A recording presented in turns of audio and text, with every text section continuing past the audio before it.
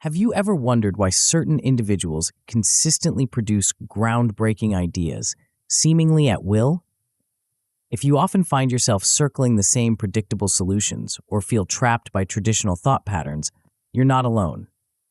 Most of us have been conditioned into what's known as the single answer reflex, a mental habit that limits possibilities and breeds frustration rather than innovation. But what if there was another way, a proven method that extraordinary innovators have secretly employed for generations? This book is about uncovering and mastering divergent thinking, the hidden engine powering every visionary thinker, from Einstein and Steve Jobs to Elon Musk.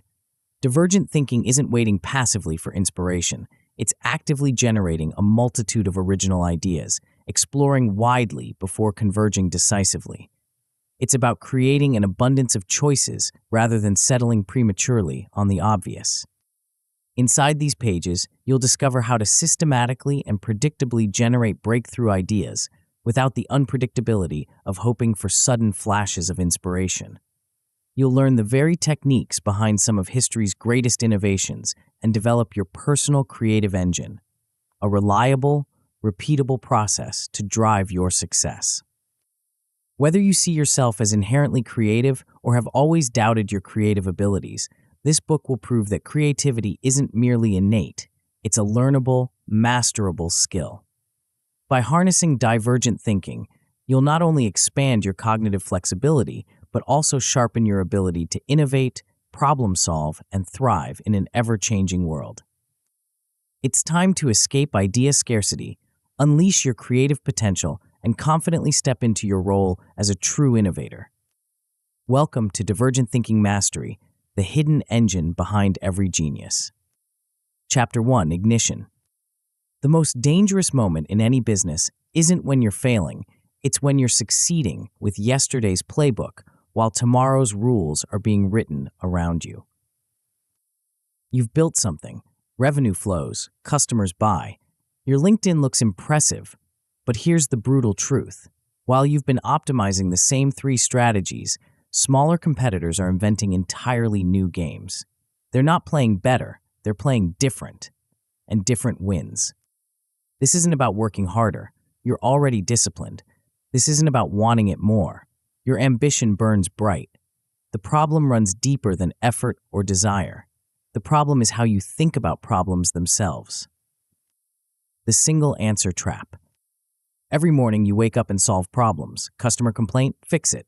Revenue dip, adjust pricing. Team conflict, mediate it. One problem, one solution, move on. This feels productive. It feels smart. It's killing your competitive advantage. The single answer reflex is the hidden assassin of originality. The moment your brain identifies a problem, it races toward the right answer. Not multiple answers, not better questions. The answer. This mental shortcut worked when markets moved slowly and competition was predictable. Today, it's a liability. Consider this. When Netflix saw declining DVD sales, they didn't just improve their mail service. They generated dozens of options: streaming, original content, global expansion, data-driven recommendations. Each option opened new possibilities. Each possibility compounded into advantage. While Blockbuster optimized late fees, Netflix reimagined entertainment itself. Your single answer reflex creates copycat offers because you're solving the same problems everyone else sees. It produces weak positioning because you're competing in existing categories instead of creating new ones. It slows learning because you test one idea at a time instead of running parallel experiments. The math is unforgiving. One option means binary outcomes. It works or it doesn't. Multiple options create portfolio effects. Some fail, some succeed. Some surprise you with unexpected value. Winners don't just solve problems better, they solve different problems entirely. The linear trap in a nonlinear world. Markets don't move in straight lines anymore. Customer preferences shift overnight. Technologies converge unexpectedly. Regulations change the rules mid-game. Yet most business strategies assume linear progression. If we do X, then Y will happen, leading to Z. This linear thinking worked when change was gradual and predictable. Today, it's like driving by looking in the rearview mirror. You're optimizing yesterday's path while competitors invent entirely new routes to the same destination. James Dyson understood this. When he set out to build a better vacuum cleaner, he didn't just improve existing designs. He generated over 5,000 prototypes, each testing different approaches to the fundamental problem of suction and filtration. Most failed. Some failed spectacularly. But each failure revealed new possibilities, new constraints, new opportunities.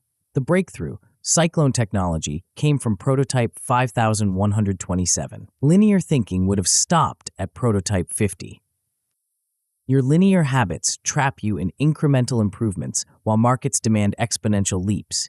You tweak pricing while competitors restructure entire business models. You improve features while they redefine the category. You optimize processes while they automate entire workflows. Option poverty, the hidden risk. Most entrepreneurs suffer from option poverty, too few viable choices for any given problem. This creates brittle strategies that shatter under pressure. When your only growth strategy is paid advertising and iOS changes tracking rules, you're stuck. When your only competitive advantage is price and supply costs spike, you're vulnerable. When your only talent strategy is hiring full-time employees and remote work reshapes expectations, you're behind. Option poverty also creates decision fatigue. Every choice feels do or die because you haven't generated alternatives. Should we raise prices or cut costs? Should we expand the team or outsource? Should we focus on retention or acquisition? These false binaries exhaust mental energy and delay action. Steve Jobs mastered option abundance. When developing the original iPhone, Apple didn't just improve existing smartphones. They generated hundreds of interface concepts, dozens of form factors, multiple operating approaches. They tested capacitive touch, resistive touch, physical keyboards, virtual keyboards, stylus input, finger input. Each option informed the others. Each experiment revealed new constraints and possibilities. The final product wasn't just better, it was categorically different. The compound effect of option thinking. When you consistently generate multiple options before selecting one, something remarkable happens. Your option portfolio compounds. Each unused idea becomes raw material for future problems. Each experiment teaches you something about your market, your customers, your capabilities. Each alternative path you explore expands your strategic vocabulary. This creates anti-fragile businesses, setups that benefit from volatility instead of breaking under pressure. When markets shift, you have multiple plays ready. When competitors attack, you can pivot quickly. When opportunities emerge, you can move fast because you've already explored adjacent possibilities.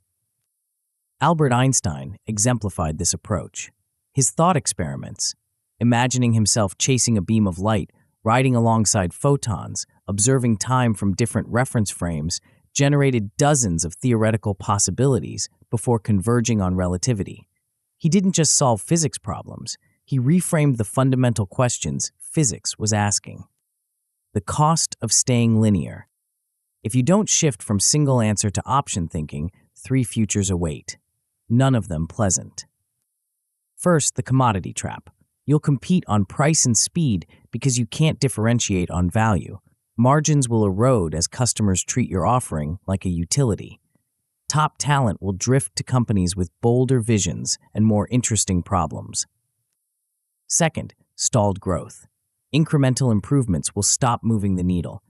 You'll confuse activity with progress, optimizing metrics that don't matter while missing opportunities that do. Your growth curve will flatten just as your ambitions peak. Third, strategic blindness. You'll miss weak signals that herald major shifts. Surprises will become crises instead of springboards. You'll react to changes instead of anticipating them, always one step behind the market's next move. Your new operating system. This book installs a new cognitive operating system, one that generates options before selecting them, that explores before exploiting, that diverges before converging. You'll learn to build what I call the creative engine, a repeatable system for producing original ideas on schedule. You'll master the association stack, stretching semantic distance to connect unrelated concepts in useful ways. You'll develop filter control, opening your attention to notice weak signals, then closing it to execute with precision. Through FlexFrame, you'll rewrite problems to unlock fresh solution paths. The idea cycle will teach you to generate, pause, and refine, letting unconscious processing improve your conscious choices. You'll discover analogic leaps, borrowing proven structures from other fields and stress testing them in your context. Finally, neural drivers will help you orchestrate brain states so imagination and control work together instead of fighting each other. By the end of this journey, you'll have shipped a personal idea engine, a repeatable routine you can run weekly. You'll have produced 3 valuable artifacts: a high-quality reframe of a key problem, an analogic concept imported from another field, and a decision matrix for fast convergence. Most importantly, you'll have developed state control basics, a focus-unfocus rhythm that sparks insights on schedule, and a capture ritual to never lose breakthrough moments. The winner's mindset. Winners generate options, then choose. They test instead of argue. They invite tension instead of avoiding it. They understand that the best solution often emerges from the collision of opposing ideas, not from the comfort of consensus. Losers choose early, then defend. They seek validation instead of variation. They protect ego over experiment. They mistake strong opinions for strategic thinking. Your pledge starts now. Options are oxygen. Produce them daily. Progress beats perfection. Ship small, learn fast. The market rewards those who move, not those who plan perfectly. The single answer reflex served you well when problems were simple and change was slow, but we're not in that world anymore. In tomorrow's economy, the ability to generate and navigate multiple possibilities isn't just an advantage, it's survival. The question isn't whether you'll face complex, ambiguous challenges. You will. The question is whether you'll meet them with yesterday's linear thinking or tomorrow's option-rich mindset. But first, you need to understand exactly how to build this new thinking into a reliable system, one that turns creative chaos into strategic clarity. That's where the creative engine comes in, and it's more powerful than you might imagine. Before we continue, make sure to subscribe to Grow to the Top and activate notifications to receive more self-improvement tips that will supercharge your growth. And make sure to give this video a thumbs up and share it with your friends. It really helps the channel grow. Thank you for your support. Chapter 2, Creative Engine. Walt Disney had a problem. His animators were brilliant, but their creative process was chaos. Ideas flew everywhere, some genius, most garbage. Deadlines slipped, budgets exploded. Quality varied wildly from project to project. Then Disney discovered something that changed everything: the power of separation. He divided the creative process into distinct phases. First, the dreamer phase, where anything was possible. Then the realist phase, where ideas met practical constraints. Finally, the critic phase, where only the strongest concepts survived. This wasn't just organization, it was creative engineering. By separating divergent thinking from convergent thinking, Disney's studio began producing masterpieces on schedule. You're about to learn the same principle, but engineered for modern business warfare. The creative engine isn't just about having better ideas, it's about having them reliably, repeatedly, and right when you need them most. The reliability revolution. Most entrepreneurs treat creativity like lightning: unpredictable, uncontrollable, and impossible to schedule. They wait for inspiration to strike, then scramble to capture it before it disappears. This approach worked when markets moved slowly and competition was genteel. Today, it's business suicide. The companies winning today don't wait for lightning. They build lightning rods. They've discovered what Disney knew. Creativity becomes exponentially more powerful when you engineer it into a repeatable system. James Dyson exemplifies this approach. When he set out to revolutionize vacuum cleaners, he didn't rely on sporadic bursts of inspiration. He built a disciplined innovation engine that produced over 5,000 prototypes. Each prototype was an experiment. Each experiment generated data. Each data point informed the next iteration.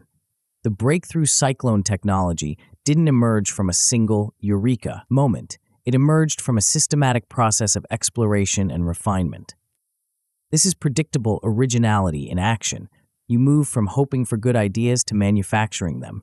Teams start trusting the process instead of fighting over pet projects.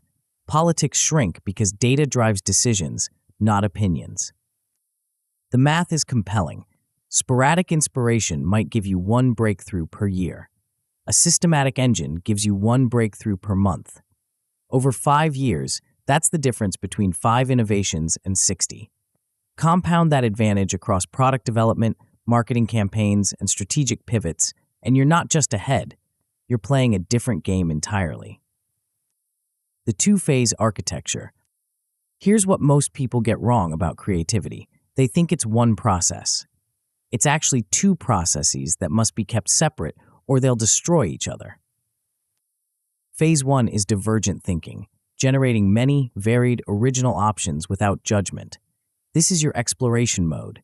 Your brain needs to roam freely, making unexpected connections, pursuing wild tangents, building on absurd possibilities. The moment you start evaluating ideas during this phase, you kill the magic. Your inner critic shuts down the very neural pathways that produce breakthrough thinking. Phase 2 is convergent thinking, evaluating, selecting, and refining the best options from your divergent phase. This is your exploitation mode. Your brain needs to be ruthlessly analytical, applying criteria, weighing trade-offs, making tough choices. The moment you start generating new ideas during this phase, you dilute focus and delay decisions. Most teams unknowingly sabotage themselves by mixing these phases. They generate an idea, immediately critique it, generate another, critique that one, and so on. This creates what researchers call premature convergence. You settle on mediocre solutions because you never fully explored the possibility space. The creative engine solves this by enforcing strict separation. You diverge completely before you converge at all.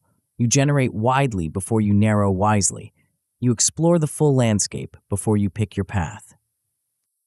The pipeline that produces. The engine operates through 6 distinct stages, each with clear inputs, outputs, and time limits. Think of it as an assembly line for ideas, but instead of manufacturing widgets, you're manufacturing strategic options. Stage 1 is opening the problem space. You define the challenge clearly and gather relevant constraints. What are you trying to solve? What resources do you have? What can't be changed?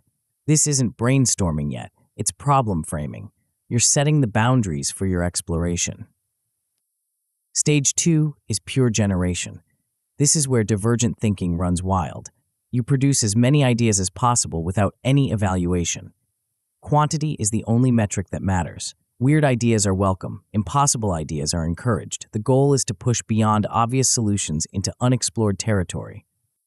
Stage 3 is clustering. You group similar ideas into themes without judging their merit. This reveals patterns you couldn't see during the chaos of generation. Some clusters will be obvious, others will surprise you. The act of clustering often sparks new connections between seemingly unrelated concepts. Stage 4 is scoring.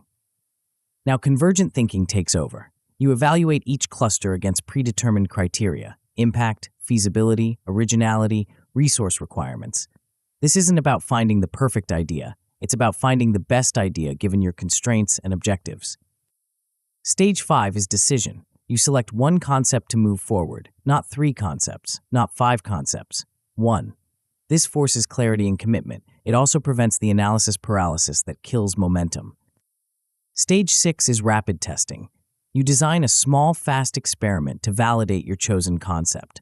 This isn't a full product launch. It's a learning sprint. You want to discover what works, what doesn't, and what you didn't anticipate. The quota system that forces breakthroughs. Here's a counterintuitive truth. The best ideas rarely appear first. Research shows that truly original solutions typically emerge between ideas 15 and 35 in any brainstorming session. The first 10 ideas are usually obvious. The next 10 are variations on the obvious. Only after you've exhausted the predictable do you start discovering the remarkable. This is why the creative engine uses idea quotas. You don't stop generating when you have a good enough solution. You stop when you've hit your minimum count. For most problems, that's 25 ideas minimum. For complex challenges, it might be 50 or more. The quota system forces you past the comfort zone of familiar solutions. It pushes you into what researchers call remote associations, connections between concepts that are semantically distant but functionally relevant. These remote associations are where breakthrough innovations live. Dyson's 5,000 prototypes weren't just persistence. They were systematic exploration of the entire solution space. Each prototype pushed him further from conventional vacuum design. Prototype 5127 succeeded precisely because it was so far removed from where he started. The rhythm that sustains innovation. The creative engine isn't a one-time event, it's a weekly rhythm. Every Monday, you run a 90-minute sprint, 40 minutes of pure generation, 20 minutes of clustering, 20 minutes of scoring, 10 minutes of decision and test design. This rhythm creates what psychologists call cognitive momentum. Your brain starts anticipating the creative sessions. It begins noticing relevant inputs throughout the week. It processes problems in the background, preparing for the next sprint. What felt forced initially becomes natural, then automatic.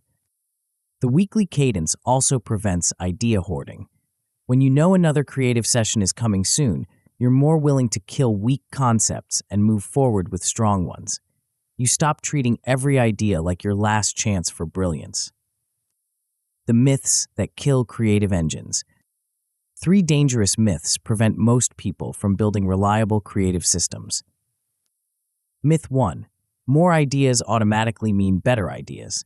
This leads to endless brainstorming sessions that generate volume without value. The truth is that quality emerges from the disciplined application of quantity. You need stage gates to separate generation from evaluation, or volume becomes noise. Myth 2. Divergence is chaos. This makes people uncomfortable with the messiness of true exploration. They try to organize and evaluate ideas as they emerge, which kills the very randomness that produces breakthroughs. The truth is that divergence is structured expansion with clear rules and boundaries. Myth 3. Great creatives skip convergence. This romanticizes the pure artist who never compromises their vision. The truth is that professionals ship. They understand that convergence isn't creativity's enemy, it's creativity's amplifier. The best ideas mean nothing if they never reach the market. The 40-20-20-20 sprint. Here's how to run your first creative engine sprint. Set a timer for 40 minutes and generate ideas without any evaluation. Write everything down, no matter how absurd. Aim for at least 25 concepts. Don't stop to discuss, debate, or develop any single idea. Just produce. When the timer hits 40 minutes, stop generating immediately. Switch to clustering mode for 20 minutes. Group similar ideas together without judging their merit.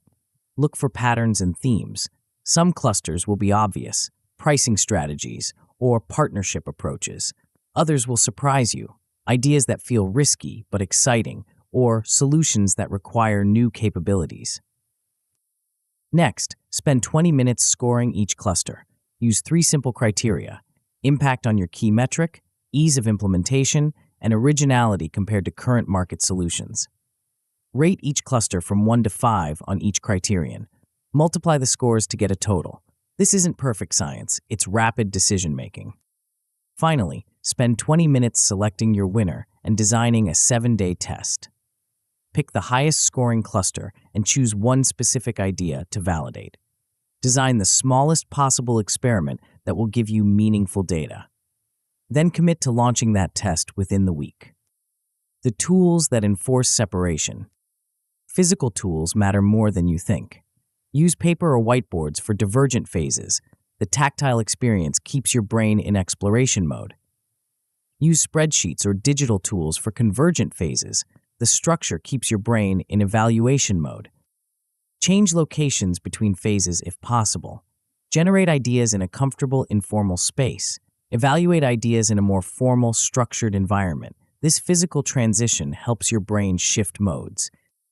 Name each phase explicitly in your calendar. Idea generation sprint signals different behavior than decision meeting. Your brain responds to these contextual cues more than you realize. When the engine misfires, 4 common problems can derail your creative engine, but each has a simple fix. If you find yourself evaluating ideas during generation, hide your scoring criteria. Better yet, have someone else facilitate who can redirect you back to pure production mode. If generation never seems to end, enforce strict time boxes and minimum quotas. Schedule the convergence meeting immediately after the divergence session. Don't allow yourself to postpone the transition. If consensus stalls during decision-making, pre-weight your criteria and designate a decision owner for tie breaks. Democracy is great for generating buy-in, but terrible for making fast choices. If pet projects skew your scoring, use blind evaluation. Number the ideas without author names, score them anonymously. Let the best concepts win regardless of who suggested them. The compound effect of systematic creativity. When you run the creative engine consistently, something remarkable happens. Your option portfolio compounds. Each unused idea becomes raw material for future problems. Each experiment teaches you something about your market, your customers, your capabilities. Each iteration makes the next sprint faster and more productive. Teams start trusting the process instead of fighting over personal preferences. Politics diminish because data drives decisions. Quality improves because you're selecting from larger pools of possibilities. Speed increases because you're not starting from scratch every time. Most importantly, you develop what researchers call creative confidence, the belief that you can generate good ideas when you need them. This confidence changes how you approach challenges. Instead of avoiding difficult problems, you seek them out. Instead of settling for incremental improvements, you pursue breakthrough solutions. The creative engine transforms creativity from an art into a science, from an event into a system, from a hope into a habit. But generating great options is only half the battle. The real magic happens when you learn to fuel those options with unexpected connections from distant domains, connections that your competitors would never think to make. Chapter 3: Association Stack. Steve Jobs walked into a calligraphy class in 1972 with no intention of revolutionizing computing. He was a college dropout, curious about beautiful letter forms and the ancient art of typography. The class taught him about serif and sans serif typefaces, about spacing between letters, about what makes typography beautiful versus merely functional. 10 years later, that seemingly irrelevant knowledge became the secret weapon that differentiated the Macintosh from every other computer on the market. While competitors focused on processing power and technical specifications, Jobs insisted on beautiful fonts and elegant typography. The result wasn't just a better computer. It was a computer that felt human, artistic, alive. This wasn't luck. This was the power of what I call the association stack, the deliberate practice of connecting distant, seemingly unrelated concepts to create breakthrough innovations that competitors can't easily copy. The distance advantage. Most business ideas sound exactly like other business ideas because they emerge from the same narrow set of associations. Marketing agencies talk about growth hacking and conversion optimization. Consultants promise strategic alignment and operational excellence. Software companies tout seamless integration and scalable solutions. This linguistic convergence isn't just boring, it's strategically dangerous. When everyone uses the same metaphors, everyone thinks the same thoughts. When everyone thinks the same thoughts, everyone builds the same solutions. When everyone builds the same solutions, price becomes the only differentiator. The association stack breaks this pattern by deliberately stretching what researchers call semantic distance, the conceptual gap between ideas. The further apart your source concepts, the more original your combinations. The more original your combinations, the harder they are for competitors to reverse engineer or replicate. Consider how Airbnb emerged from connecting hospitality with peer-to-peer networks. These domains were semantically distant. Hotels and technology platforms operated in completely different worlds with different rules, different economics, different customer expectations. But when Brian Chesky and Joe Gebbia forced these distant concepts together, they created something that neither domain could have produced alone: a global accommodation network that felt personal, local, and authentic. The magic wasn't in the individual components. Hospitality existed, peer-to-peer networks existed. The magic was in the collision between distant worlds, creating emergent properties that neither possessed independently. The metaphor engine. Here's what most people misunderstand about metaphors in business. They think metaphors are just communication tools, ways to explain complex ideas in simple terms. But the most powerful metaphors don't just describe your business. They become your business. They shape how you think, how you operate, how you solve problems. When Netflix described itself as the HBO of streaming, they weren't just positioning against competitors. They were importing HBO's entire strategic playbook: invest heavily in original content, build prestige through quality, create appointment viewing experiences, charge premium prices for premium value. The metaphor became the mechanism. When Uber positioned itself as push a button, get a ride, they weren't just describing convenience. They were importing the entire paradigm of on-demand services: instant gratification, location-aware technology, dynamic pricing, asset-light operations. The metaphor encoded an entire business model. The association stack teaches you to think like this systematically. Instead of stumbling onto powerful metaphors by accident, you learn to generate them deliberately. Instead of borrowing surface features from other industries, you extract deep structural patterns that can transform how your business operates. The collision protocol. Building your association stack requires what I call deliberate collisions, forcing unrelated domains to meet on your whiteboard and seeing what emerges from their interaction. This isn't random brainstorming, it's structured exploration with clear rules and boundaries. The process starts with domain selection. You need at least one domain that's distant from your current business context. If you're in software, look at agriculture, aviation, or orchestral conducting. If you're in consulting, explore emergency medicine, professional sports, or marine biology. The key is choosing domains that operate under fundamentally different constraints and incentives. Next comes feature extraction. You're not looking for surface similarities, you're hunting for deep structural patterns. How does air traffic control manage complexity and prevent disasters? How do emergency rooms triage patients and allocate resources? How do orchestras coordinate dozens of musicians in real time? These are process architectures that might translate across domains. The critical skill is learning to extract verbs, not nouns. Don't ask what do hospitals have, ask how do hospitals work. Don't focus on the equipment or the people. Focus on the systems, the workflows, the decision-making protocols. These structural elements are what transfer across domains and create new possibilities. The relevance filter. Here's where most cross-domain thinking fails. People get so excited about clever connections that they forget to test for actual utility. A metaphor might be brilliant and original, but if it doesn't reduce customer effort or increase customer delight, it's just intellectual masturbation. Pablo Picasso understood this balance perfectly.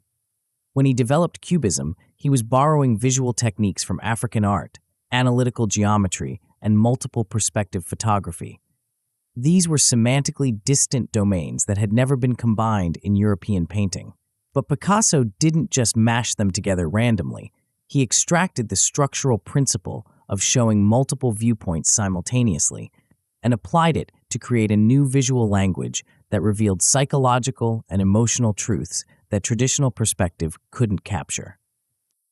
The result was both radically original and deeply relevant to the human experience of perception and memory.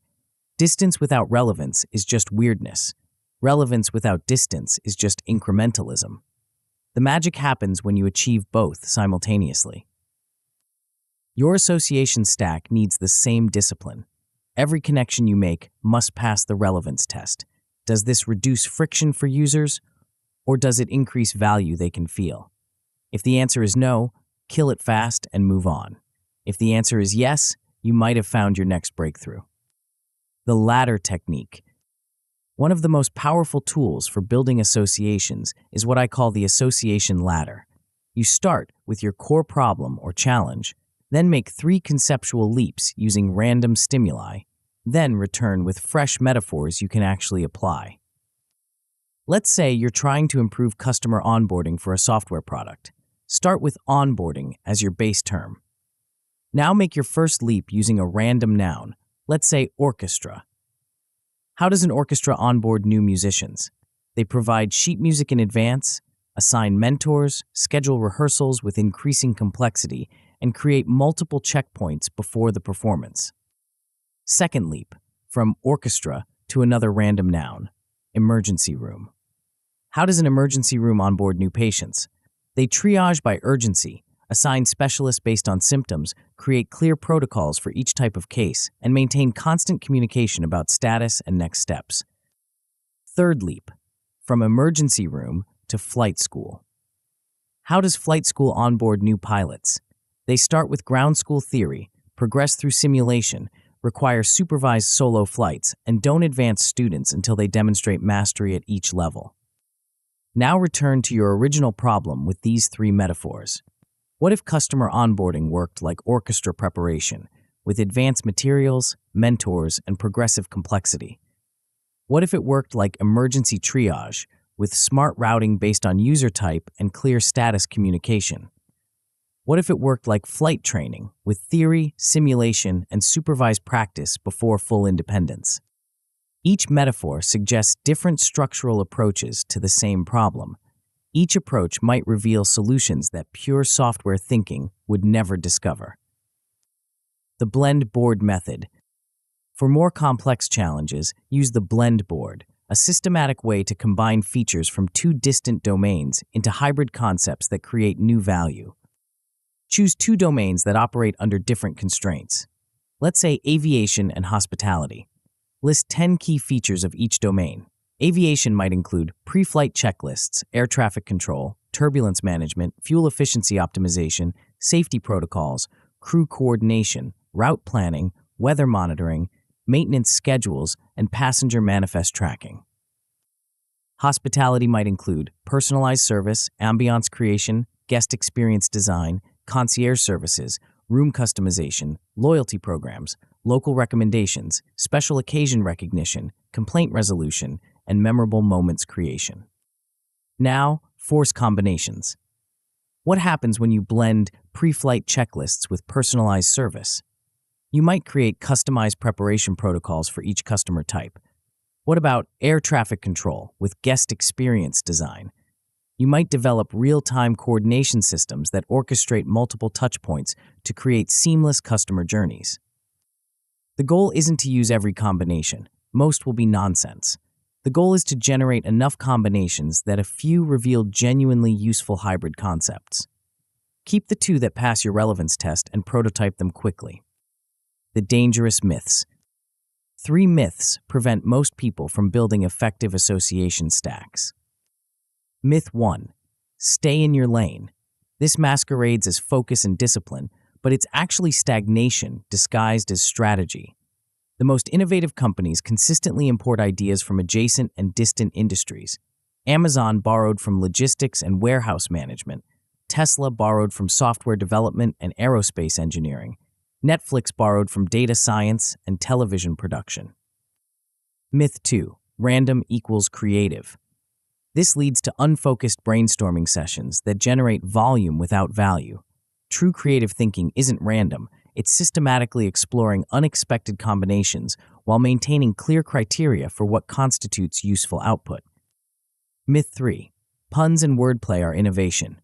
This confuses clever language with valuable mechanisms. A cute metaphor that doesn't change how you operate or how customers experience your service is just marketing fluff. Real innovation happens when metaphors become operational realities. The distance matrix. To prioritize which associations to pursue, use a simple distance matrix. Plot your candidate ideas on 2 axes, relevance to your core problem and distance from your current approach. Ideas that score high on both dimensions are your innovation sweet spot, far enough from the obvious to be differentiated, close enough to your problem to be actionable. Ideas that are high relevance but low distance are incremental improvements, worth pursuing but unlikely to create breakthrough advantages. Ideas that are high distance but low relevance are interesting intellectual exercises that won't move your business forward. Ideas that are low on both dimensions are wastes of time. Focus your prototyping energy on the high-distance, high-relevance quadrant. These are the associations most likely to produce ownable mechanisms that competitors can't easily copy. The compound effect of systematic association.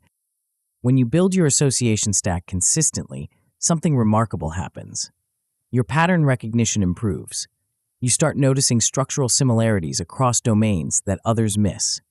You develop what researchers call analogical reasoning, the ability to see deep patterns beneath surface differences. This creates a compounding advantage. Each new domain you explore adds to your library of transferable patterns. Each successful transfer teaches you more about what works and what doesn't. Each failed experiment still contributes to your understanding of boundary conditions and constraints. Teams that master this approach develop a shared vocabulary of metaphors that accelerates communication and alignment. Instead of lengthy explanations, they can say, "This should work like air traffic control," or "We need emergency room triage here," and everyone immediately understands the structural implications. Most importantly, you stop sounding like everyone else in your industry. Your positioning becomes naturally differentiated because it's built on unique combinations of distant concepts. Your solutions feel fresh because they are fresh. They're importing proven patterns from domains your competitors never think to explore. The association stack transforms you from a participant in existing conversations to a creator of new ones. But generating powerful associations is only the beginning. The real leverage comes when you learn to control the aperture of your attention itself, opening it wide to notice weak signals, then closing it tight to execute with precision. Chapter 4. Filter Control. Alexander Fleming was having a terrible day in his London laboratory. It was September 1928, and the Scottish bacteriologist had just returned from vacation to find his petri dishes contaminated with mold. Any other scientist would have cursed, thrown out the ruined cultures, and started over. Fleming almost did the same. But something made him pause. Instead of immediately discarding the contaminated dish, he looked closer. Around the mold, something strange was happening. The bacteria had died.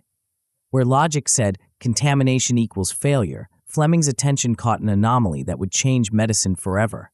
That contaminated dish became the foundation for penicillin, saving millions of lives. Fleming's breakthrough wasn't about superior intelligence or better equipment. It was about attention control. The ability to notice what others miss, then focus intensely on what matters most. This is filter control, and it's the hidden skill that separates breakthrough thinkers from everyone else. The aperture problem. Your brain is constantly filtering reality. Every second, millions of sensory inputs compete for your attention. Your nervous system can only process a tiny fraction of this information consciously. The rest gets filtered out, discarded, forgotten. This filtering is essential. Without it, you'd be overwhelmed by sensory chaos, unable to function or make decisions. But here's the problem. Your filters are optimized for survival, not innovation. They're designed to notice threats and opportunities that mattered to our ancestors. Predators, food sources, social threats. They're not designed to catch the weak signals that herald market shifts, the subtle patterns that reveal customer needs, or the anomalies that point toward breakthrough solutions. Most entrepreneurs operate with filters that are either too tight or too loose. Tight filters help you execute efficiently, but they blind you to emerging opportunities. You become excellent at solving yesterday's problems while tomorrow's challenges sneak up unnoticed. Loose filters help you notice more possibilities, but they overwhelm your decision-making capacity. You see everything, but can't prioritize anything. The winners have learned something different, how to adjust their attention aperture deliberately. They open their filters wide when they need to discover, then close them tight when they need to decide. They don't hope for the right mental state. They engineer it. The discovery-execution paradox. Here's the fundamental tension. The mental state that produces breakthrough insights is almost opposite to the mental state that executes those insights effectively. Discovery requires openness, curiosity, tolerance for ambiguity, and willingness to follow tangents. Execution requires focus, discipline, clarity about priorities, and resistance to distraction. Most people try to find a middle ground, staying moderately open and moderately focused all the time. This compromise satisfies neither requirement. You're not open enough to catch weak signals, and you're not focused enough to execute decisively. You end up in a perpetual state of mediocre awareness and mediocre performance. The solution isn't balance, it's rhythm. You need to oscillate deliberately between wide-open discovery mode and laser-focused execution mode. You need to design rituals that put you in the right state at the right time, then protect those states from contamination. This isn't about personality types or natural tendencies. Introverts can learn to open their filters for discovery. Detail-oriented people can learn to soften their focus for pattern recognition. Scattered thinkers can learn to close their filters for execution. Filter control is a skill, not a trait. The soft gaze technique. The first skill in filter control is learning to defocus deliberately. Most people think focus means concentration, narrowing attention to a single point, but there's another kind of focus that's equally important. Soft focus, where you widen your attention to notice peripheral details and unexpected connections. Soft focus is how Fleming noticed the mold contamination. It's how countless other breakthroughs have emerged from the edges of awareness. When you soften your gaze, your brain starts processing information differently. Instead of filtering aggressively for relevance, it allows more inputs to reach consciousness. Instead of following logical sequences, it makes unexpected associations. The technique is simple but requires practice. Instead of staring intently at your problem, let your eyes relax and your attention drift. Notice what's in your peripheral vision. Pay attention to background sounds. Let your mind wander to seemingly irrelevant details. This isn't daydreaming, it's systematic exploration of the information space around your challenge. During these soft focus periods, your brain is doing something remarkable. It's forming new neural connections, linking concepts that don't normally interact, finding patterns that focused attention would miss. Neuroscientists call this cognitive defocusing, and research shows it's essential for creative insight and problem solving. The toggle protocol. The key to effective filter control is learning to toggle between open and closed modes deliberately. You can't stay in discovery mode all the time. You'd never get anything done. You can't stay in execution mode all the time. You'd miss every opportunity for innovation. You need a protocol that moves you between states systematically. The basic rhythm is 25 minutes open, 25 minutes closed. During open mode, you're collecting anomalies, noticing patterns, following tangents, gathering inputs without judgment. During closed mode, you're evaluating, prioritizing, deciding, executing. The transition between modes is as important as the modes themselves. When you shift from open to closed mode, you need a capture ritual, a way to preserve the insights and observations from your discovery period. This might be a quick voice note, a sketch, or a few bullet points. The goal isn't to develop these ideas fully, it's to ensure they don't disappear when you shift into execution mode. When you shift from closed to open mode, you need a release ritual, a way to let go of the tight focus and allow your attention to expand. This might be a few deep breaths, a change of physical position, or a brief walk.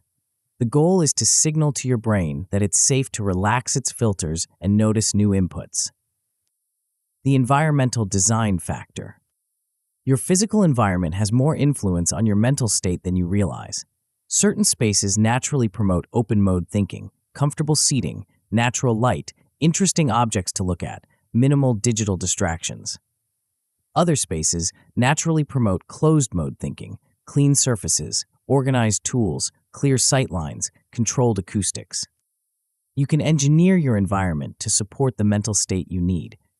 For discovery mode, create spaces that invite wandering attention, books from different fields, art that sparks curiosity, windows with changing views, comfortable places to sit and think. For execution mode, create spaces that support sustained focus, minimal visual distractions, organized tools, clear work surfaces, controlled lighting. The transition between spaces can help trigger the transition between mental states.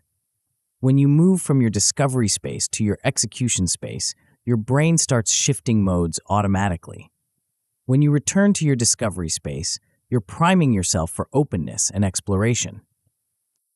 Many breakthrough thinkers have understood this intuitively.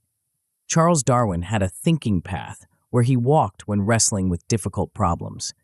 The physical movement and changing scenery helped his mind make new connections.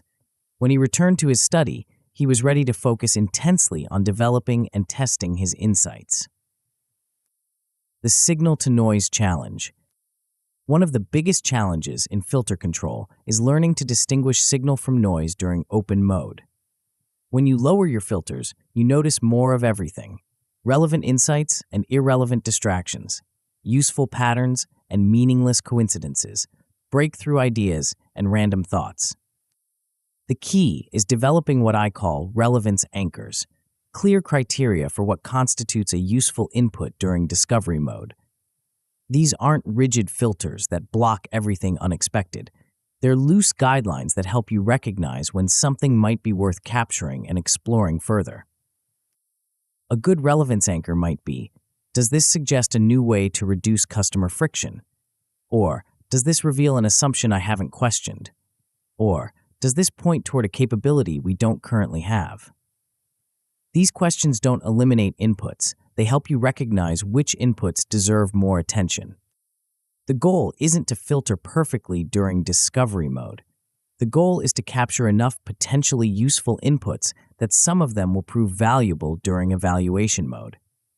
You're casting a wide net, knowing that most of what you catch will be thrown back, but confident that the few keepers will be worth the effort.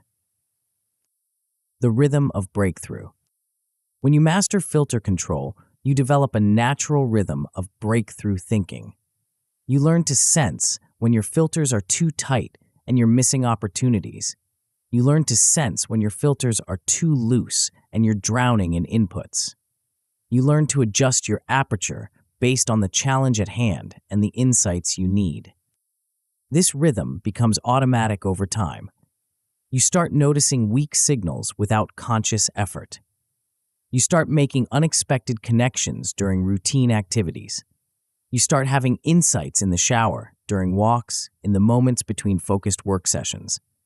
Your brain learns to process information in the background and surface insights when you're ready to receive them. The compound effect is remarkable. Each insight builds on previous insights. Each pattern you notice makes it easier to notice related patterns. Each anomaly you catch trains your attention to catch similar anomalies in the future. You develop what researchers call expert intuition, the ability to sense opportunities and threats before they become obvious to others. The execution transition. The other half of filter control is learning to close your filters decisively when it's time to execute. This isn't just about concentration, it's about protecting your chosen direction from the constant stream of new inputs and alternative possibilities. During execution mode, new ideas aren't opportunities, they're distractions. New inputs aren't insights, they're interruptions. Your job is to follow through on the decisions you made during discovery mode, not to second-guess them with every new piece of information. This requires what psychologists call cognitive closure, the ability to stop exploring and start implementing. Many creative people struggle with this transition. They're so good at generating options that they have trouble committing to any single option long enough to see it through. The solution is designing clear boundaries around execution mode. Set specific times when you're not available for new inputs. Create physical barriers that signal you're in focus mode. Use tools and techniques that make it harder to switch contexts or chase new ideas. The compound advantage. Teams that master filter control develop a significant competitive advantage. They notice market shifts earlier because their collective filters are tuned to catch weak signals. They generate more breakthrough ideas because they've learned to oscillate between discovery and execution systematically.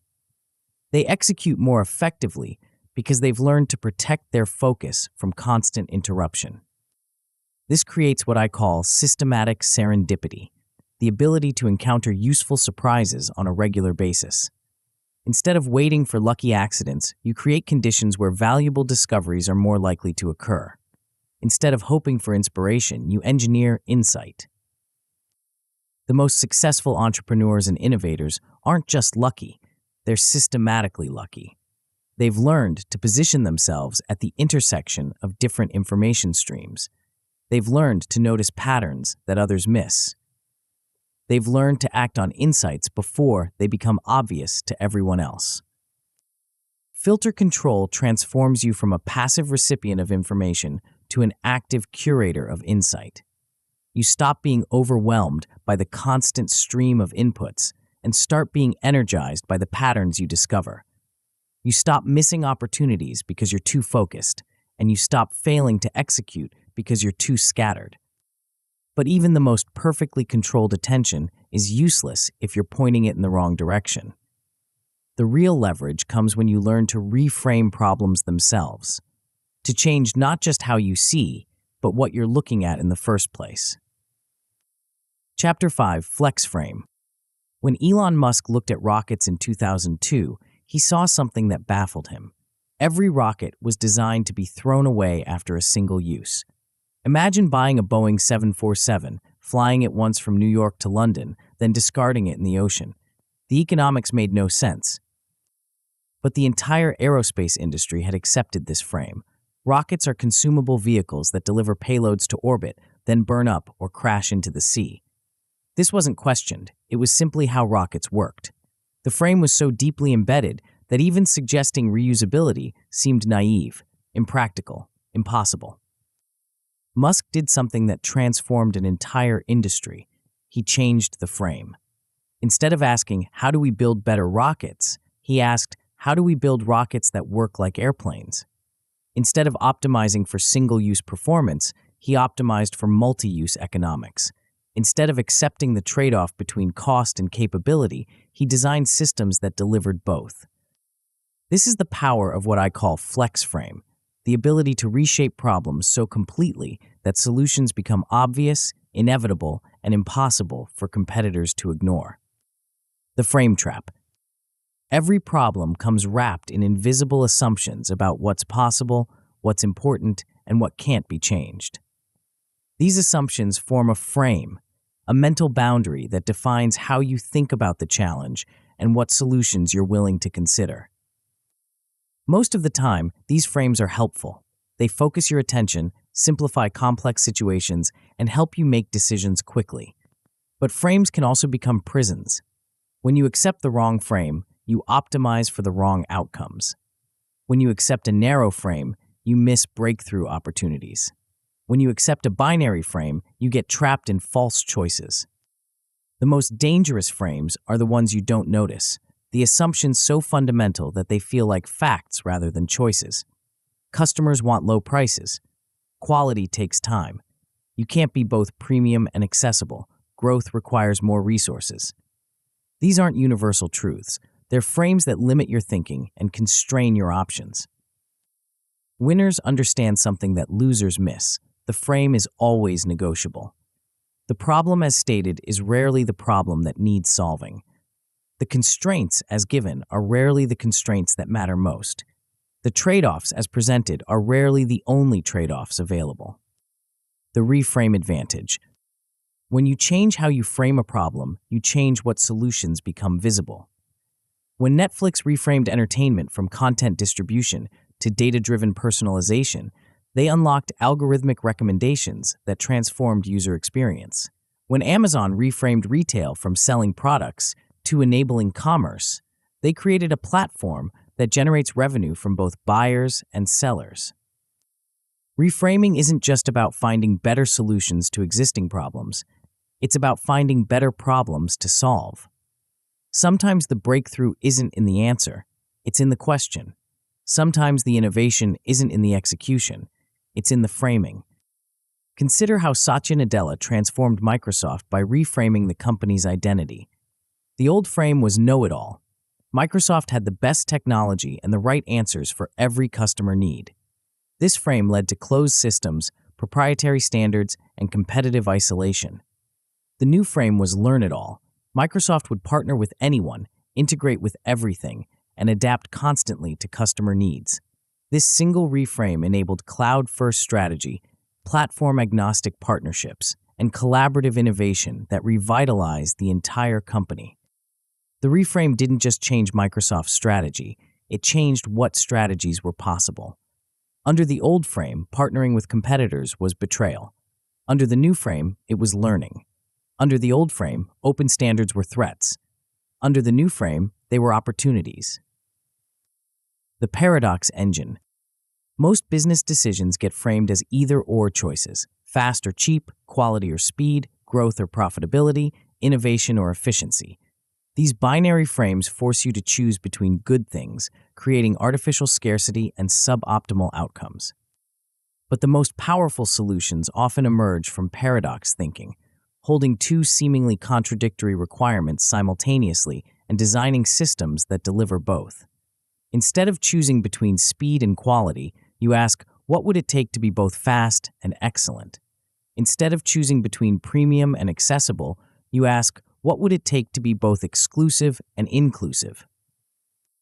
This isn't wishful thinking, it's systematic innovation.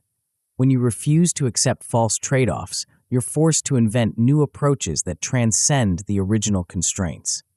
When you hold paradoxes productively, you discover hybrid solutions that competitors can't easily copy because they're still trapped in binary thinking. Southwest Airlines exemplified this approach. The airline industry was framed around a choice. You could be a premium carrier with high service and high prices, or a budget carrier with basic service and low prices. Southwest refused this frame and asked, what would it take to deliver low prices and high customer satisfaction? The answer was a completely different operating model: point-to-point routes, single aircraft type, fast turnarounds, and employee ownership culture. They didn't just find a middle ground, they created a new category: the 7 lenses method. The most systematic way to reframe problems is through what I call the 7 lenses method. Each lens forces you to view your challenge from a fundamentally different angle, revealing solution paths that weren't visible from your original perspective. The inversion lens asks you to flip the problem completely. Instead of, how do we increase customer retention? Ask, how do we make it easier for customers to leave? This counterintuitive approach often reveals friction points and value gaps you hadn't noticed.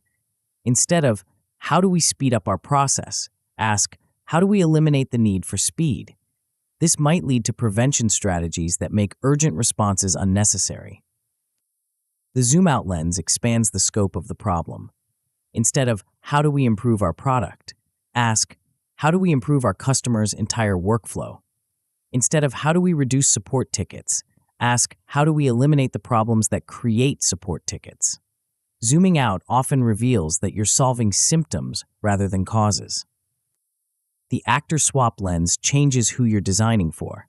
Instead of optimizing for end users, optimize for administrators. Instead of focusing on buyers, focus on influencers.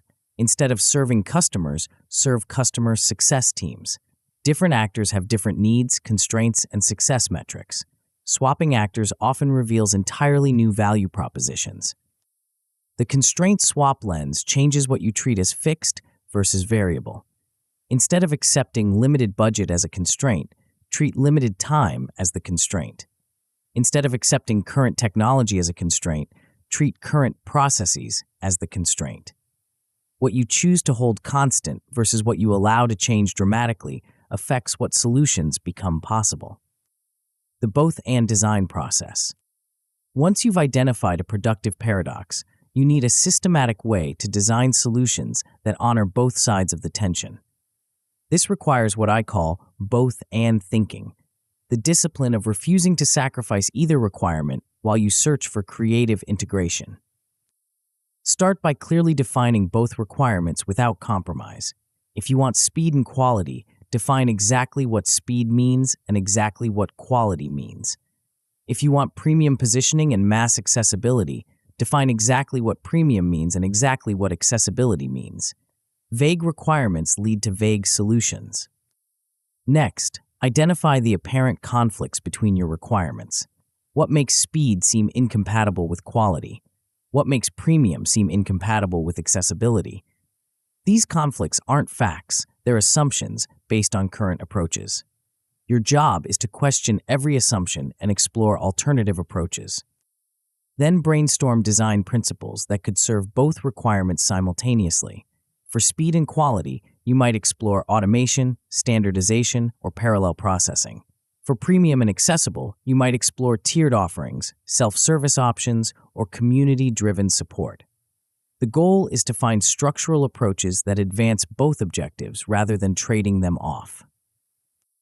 Finally, prototype small experiments that test whether your both and designs actually work. Don't try to solve the entire paradox at once. Find one small area where you can demonstrate that the apparent trade-off is negotiable. Success in one area builds confidence and capability for tackling larger paradoxes. The speed of flexibility. One of the biggest advantages of flex-frame thinking is speed. When you can reframe problems quickly, you cut decision time from weeks to hours. When you can hold paradoxes productively, you stop getting stuck in endless debates about false choices. When you can shift perspectives rapidly, you find breakthrough solutions while competitors are still arguing about the problem definition. This speed comes from practice. The more you exercise your reframing muscles, the faster you can shift between different problem definitions. The more you work with paradoxes, the quicker you can spot false trade-offs and design both and solutions.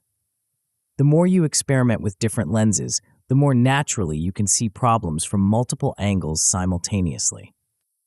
Teams that master flex-frame thinking develop what researchers call cognitive agility, the ability to switch mental models quickly and appropriately. They stop getting trapped in their first interpretation of a problem. They stop accepting constraints that aren't actually constraining. They stop settling for either-or choices when both and solutions are possible. The constraint catalyst. Here's a counterintuitive insight. Constraints often catalyze breakthrough thinking rather than limiting it. When you're forced to work within tight boundaries, you're pushed to find creative solutions that wouldn't occur to you with unlimited resources. When you can't solve a problem the obvious way, you're forced to reframe it in ways that reveal unexpected opportunities. The key is learning to see constraints as design features rather than design flaws. Instead of asking, how do we work around this limitation? Ask, how do we turn this limitation into an advantage? Instead of treating constraints as problems to solve, treat them as parameters that define your unique solution space. Many breakthrough innovations emerged from embracing rather than avoiding constraints. Twitter's 140-character limit wasn't a technical limitation to overcome. It became the defining feature that created a new form of communication. Instagram's focus on mobile only wasn't a compromise. It was a strategic choice that enabled superior user experience on the platform that mattered most. The frame-to-test protocol. The ultimate test of any reframe is whether it leads to better decisions and better outcomes. You can't just reframe for the sake of reframing. You need to connect new perspectives to measurable improvements in your business or your life. This is where the frame-to-test protocol becomes essential. For every reframe you generate, you need to define a specific experiment that will test whether the new perspective actually creates value. What would you do differently if this frame were true? What would you measure to know if this approach is working? What would success look like in 1 week, 1 month, 1 quarter? The goal isn't to find the perfect frame, it's to find frames that unlock better action. Some reframes will prove valuable and become permanent parts of your thinking. Others will prove interesting but impractical and get discarded. Still others will prove partially valuable and get refined through iteration. The key is maintaining what researchers call frame flexibility, the ability to adopt new frames when they're useful and abandon them when they're not. You want to be committed to finding better ways to think about problems, but not attached to any particular way of thinking about them. The compound effect of mental flexibility. When you consistently practice flex frame thinking, You develop what I call metacognitive awareness, the ability to notice your own thinking patterns and adjust them deliberately. You start catching yourself when you're trapped in unproductive frames. You start recognizing when you're accepting false trade-offs. You start seeing opportunities to reframe problems before they become intractable. This awareness compounds over time. Each successful reframe teaches you something about the types of assumptions that are worth questioning. Each productive paradox shows you new ways to integrate seemingly contradictory requirements. Each perspective shift reveals new patterns about how problems and solutions relate to each other. Teams that master this approach develop a shared vocabulary for challenging assumptions and exploring alternatives. Instead of getting stuck in the first frame they encounter, they automatically generate multiple perspectives before settling on an approach. Instead of accepting trade-offs as given, they systematically explore both and alternatives. Most importantly, you stop being a victim of how problems are presented to you. You become an active architect of how problems are framed, which means you become an active architect of what solutions become possible. But even the most flexible framing is useless if you can't sustain the creative energy needed to explore all those possibilities. The real breakthrough comes when you learn to work with your natural rhythms rather than against them. When you discover how to cycle between intense focus and productive rest in ways that compound your creative output. Chapter 6, Idea Cycle. Albert Einstein had a peculiar habit that baffled his colleagues at Princeton. Every afternoon around 2:30, the world's most famous physicist would abandon his equations, leave his office, and take a long walk through the quiet streets of the university town. No notebook, no agenda. Just Einstein, his thoughts, and the rhythm of his footsteps. His assistants initially worried he was wasting precious research time. Shouldn't the man working on unified field theory be glued to his desk, grinding through calculations? But Einstein understood something about the creative process that most people miss. The breakthrough doesn't happen when you're pushing hardest. It happens when you step away and let your unconscious mind do what conscious effort cannot. Those afternoon walks weren't breaks from his work. They were essential parts of his work. During those seemingly idle moments, his brain was making connections, testing possibilities, and refining insights that would later crystallize into revolutionary theories. Einstein had discovered the power of what I call the idea cycle, and it's about to transform how you approach every creative challenge. The grinding trap. Most entrepreneurs approach creative work like marathon runners. They believe that sustained, uninterrupted effort leads to the best results. They sit at their desks for hours, pushing through mental fatigue, forcing solutions that refuse to come. When inspiration doesn't strike, they push harder. When ideas feel stale, they work longer. When breakthroughs don't emerge, they assume they're not trying hard enough. This grinding approach feels productive, but it's actually counterproductive. Research in cognitive psychology reveals a harsh truth. Creative thinking follows the law of diminishing returns. After about 25 minutes of focused work on a complex problem, your brain starts recycling the same patterns, exploring the same solution paths, getting stuck in the same mental ruts.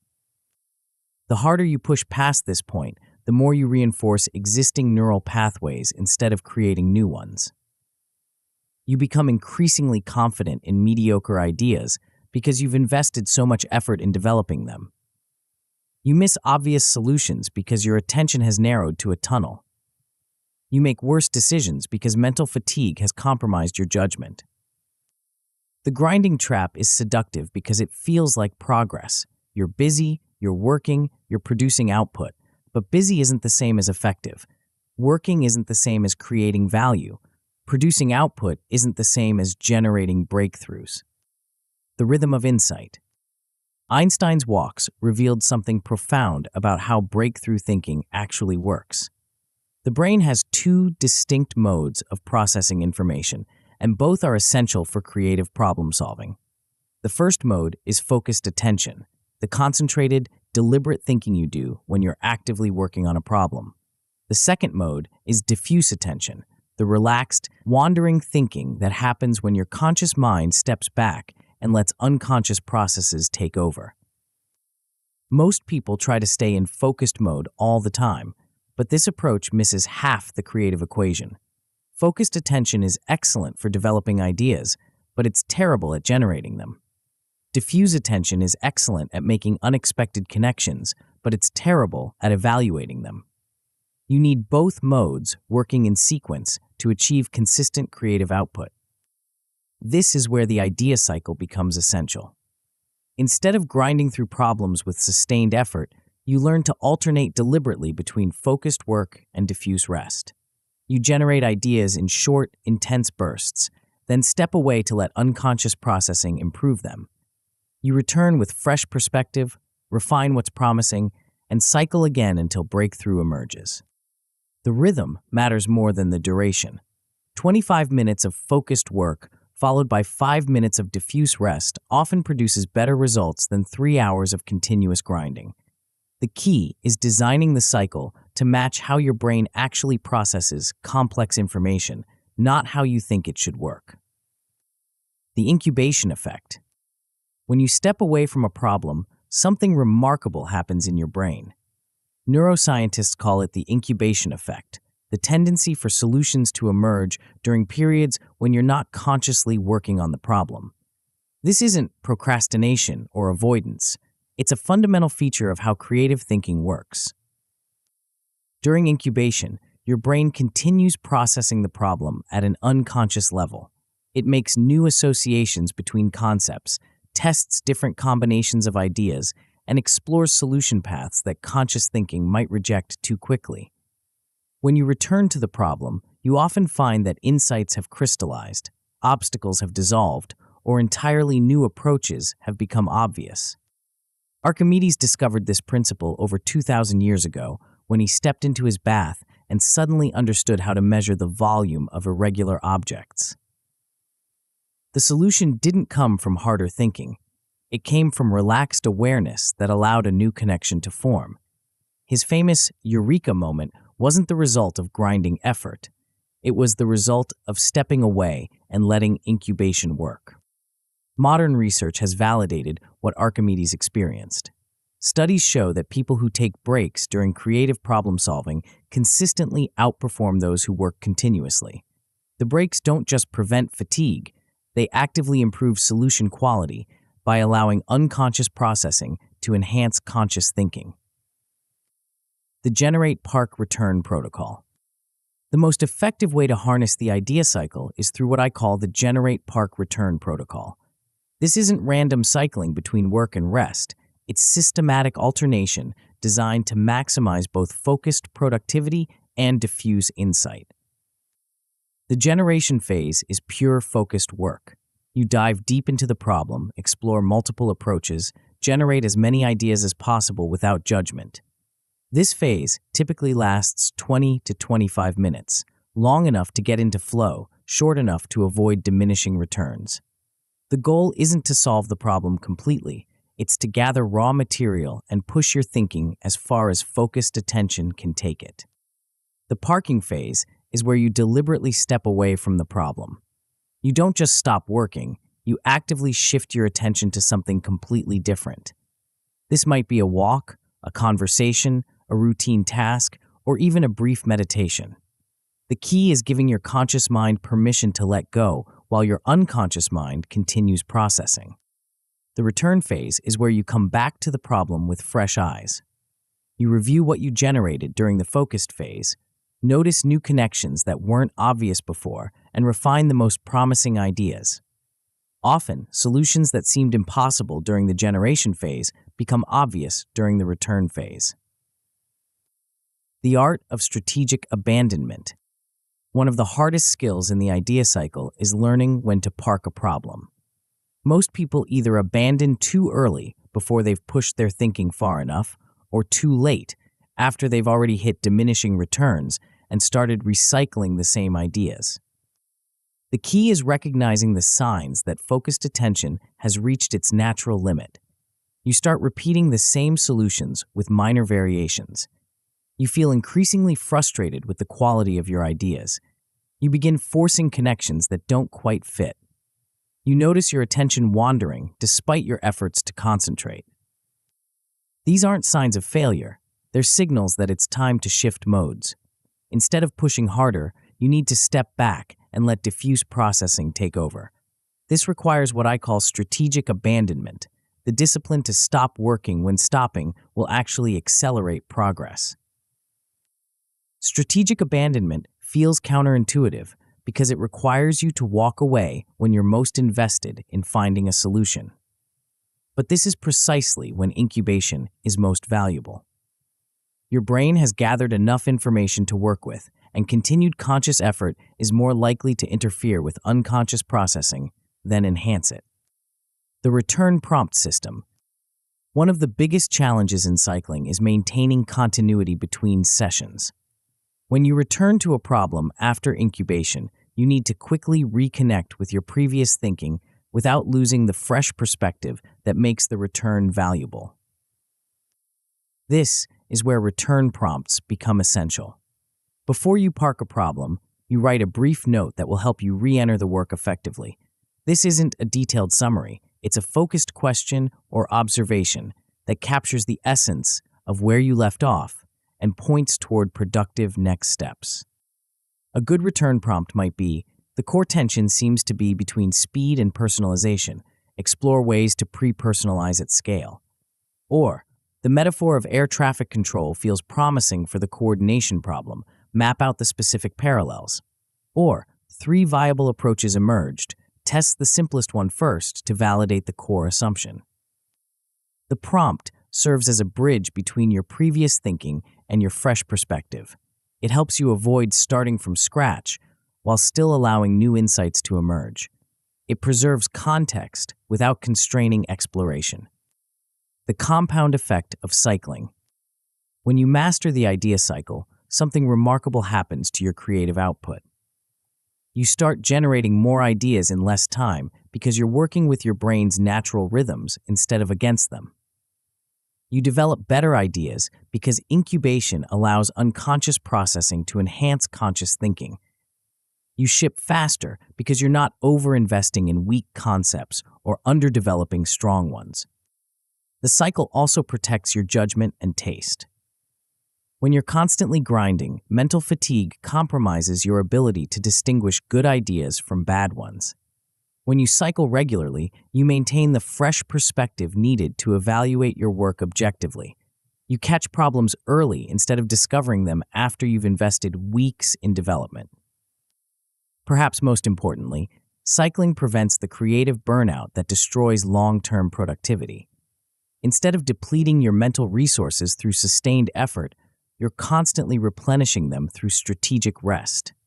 Instead of forcing inspiration, you're creating conditions where inspiration can emerge naturally. The 25-5 formula. The most practical way to implement the idea cycle is through what I call the 25-5 formula. 25 minutes of focused generation, followed by 5 minutes of deliberate incubation. This rhythm is short enough to maintain throughout a work session, but long enough to achieve meaningful progress in each phase. During the 25-minute generation phase, you work with complete focus on a single aspect of your problem. No email, no phone, no multitasking. Just you and the challenge at hand. Push your thinking as far as it will go, generate as many approaches as possible, and capture everything without judgment. During the 5-minute incubation phase, you completely shift your attention away from the problem. Take a walk, do some stretches, have a brief conversation, or simply sit quietly and let your mind wander. The key is giving your conscious mind permission to let go while your unconscious mind continues working. After 3 complete cycles, about 90 minutes total, you typically have enough material to make significant progress on most problems. You've pushed your thinking through multiple iterations, allowed incubation to enhance each round, and maintained the fresh perspective needed for good judgment. The iteration advantage. The idea cycle creates what I call the iteration advantage, the ability to improve ideas rapidly through multiple rounds of generation and refinement. Instead of trying to perfect an idea in a single session, you develop it through successive cycles, each building on the insights from the previous round. This approach reveals problems early, when they're easy to fix, rather than late, when they're expensive to address. It prevents you from over-investing in concepts that seem promising initially, but prove problematic under scrutiny. It allows you to test multiple approaches quickly, rather than betting everything on your first instinct. The iteration advantage compounds over time. Each cycle teaches you something about what works and what doesn't. Each round of incubation reveals new connections and possibilities. Each return brings fresh perspective that improves both the current project and your overall creative process. The momentum paradox. Here's the paradox that stops most people from adopting the idea cycle. It feels like you're losing momentum when you step away from a problem, but you're actually building momentum for breakthrough thinking. The pause isn't a break from progress. It's an essential part of progress. When you cycle effectively, you maintain what researchers call creative momentum, the sense that ideas are flowing and solutions are emerging. This momentum doesn't come from grinding harder. It comes from working smarter. It doesn't come from longer sessions. It comes from better rhythms. The key is trusting the process even when it feels counterintuitive. When you're in the middle of a generation phase and ideas are flowing, it's tempting to keep pushing past the 25-minute mark. When you're in the middle of an incubation phase and you're eager to get back to work, it's tempting to cut the rest period short. But the discipline of cycling is what makes the magic possible. But even the most perfectly timed cycles won't help if you're cycling through mediocre material.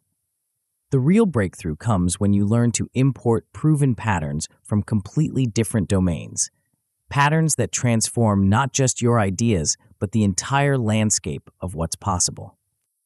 Chapter 7, Analogic Leaps. In 1903, two bicycle mechanics from Dayton, Ohio, solved a problem that had stumped the world's greatest engineers for centuries. Wilbur and Orville Wright achieved powered flight not by building bigger engines or stronger wings, but by stealing a secret from birds that everyone else had missed.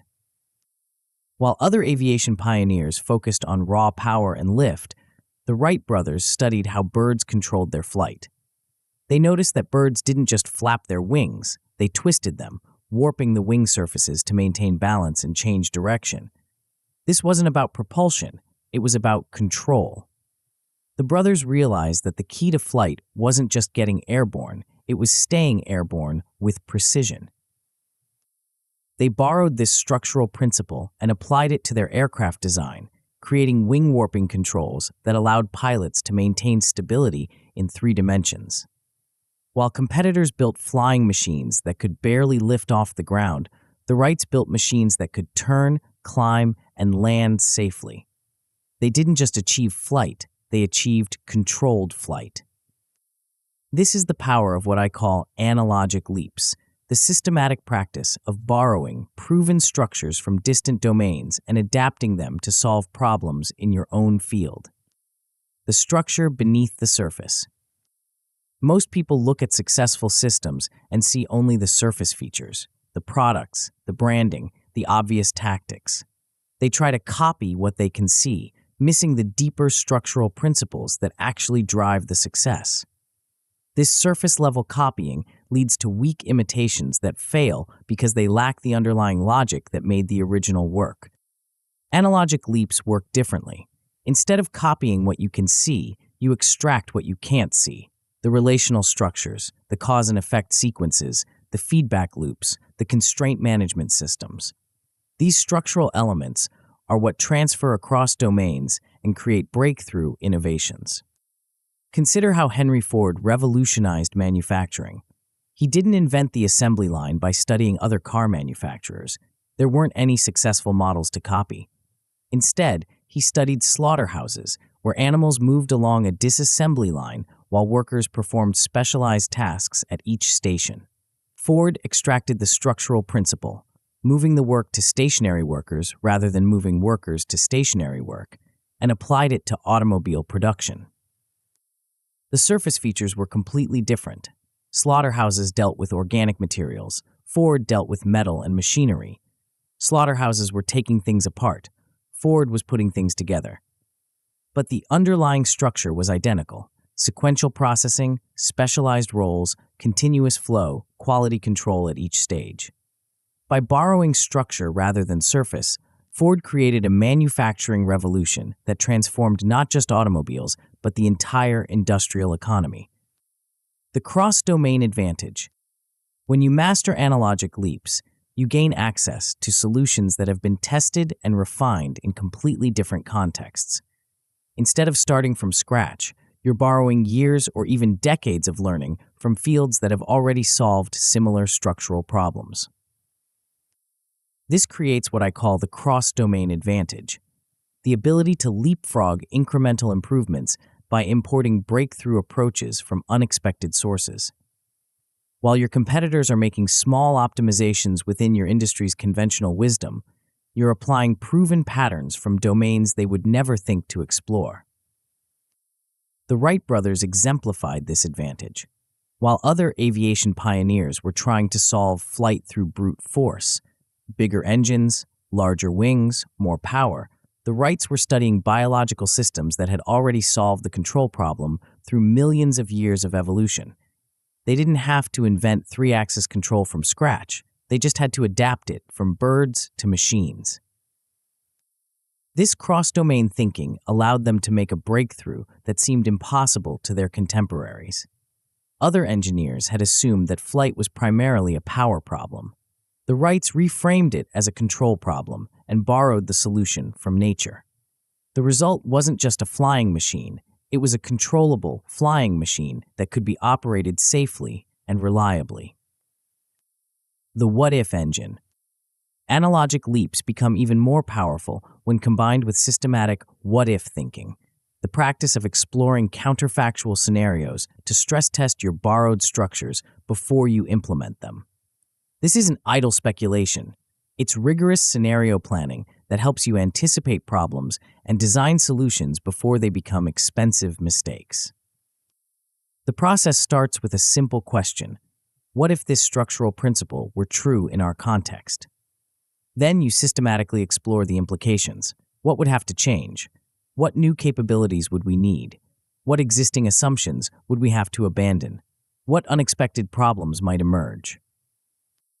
This counterfactual exploration serves two critical functions. First, it helps you identify the conditions necessary for successful transfer. Not every structure translates directly across domains. You need to understand what adaptations are required to make the borrowed pattern work in your specific context. Second, it reveals potential failure modes and allows you to design safeguards before you encounter problems in practice. Niels Bohr used this approach when developing his model of atomic structure.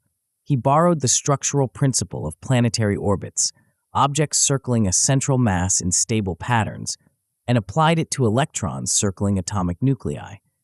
But he didn't just copy the surface analogy. He systematically explored what would have to be true for this structure to work at the atomic level, leading to insights about quantized energy levels that became fundamental to quantum mechanics. The Safari method.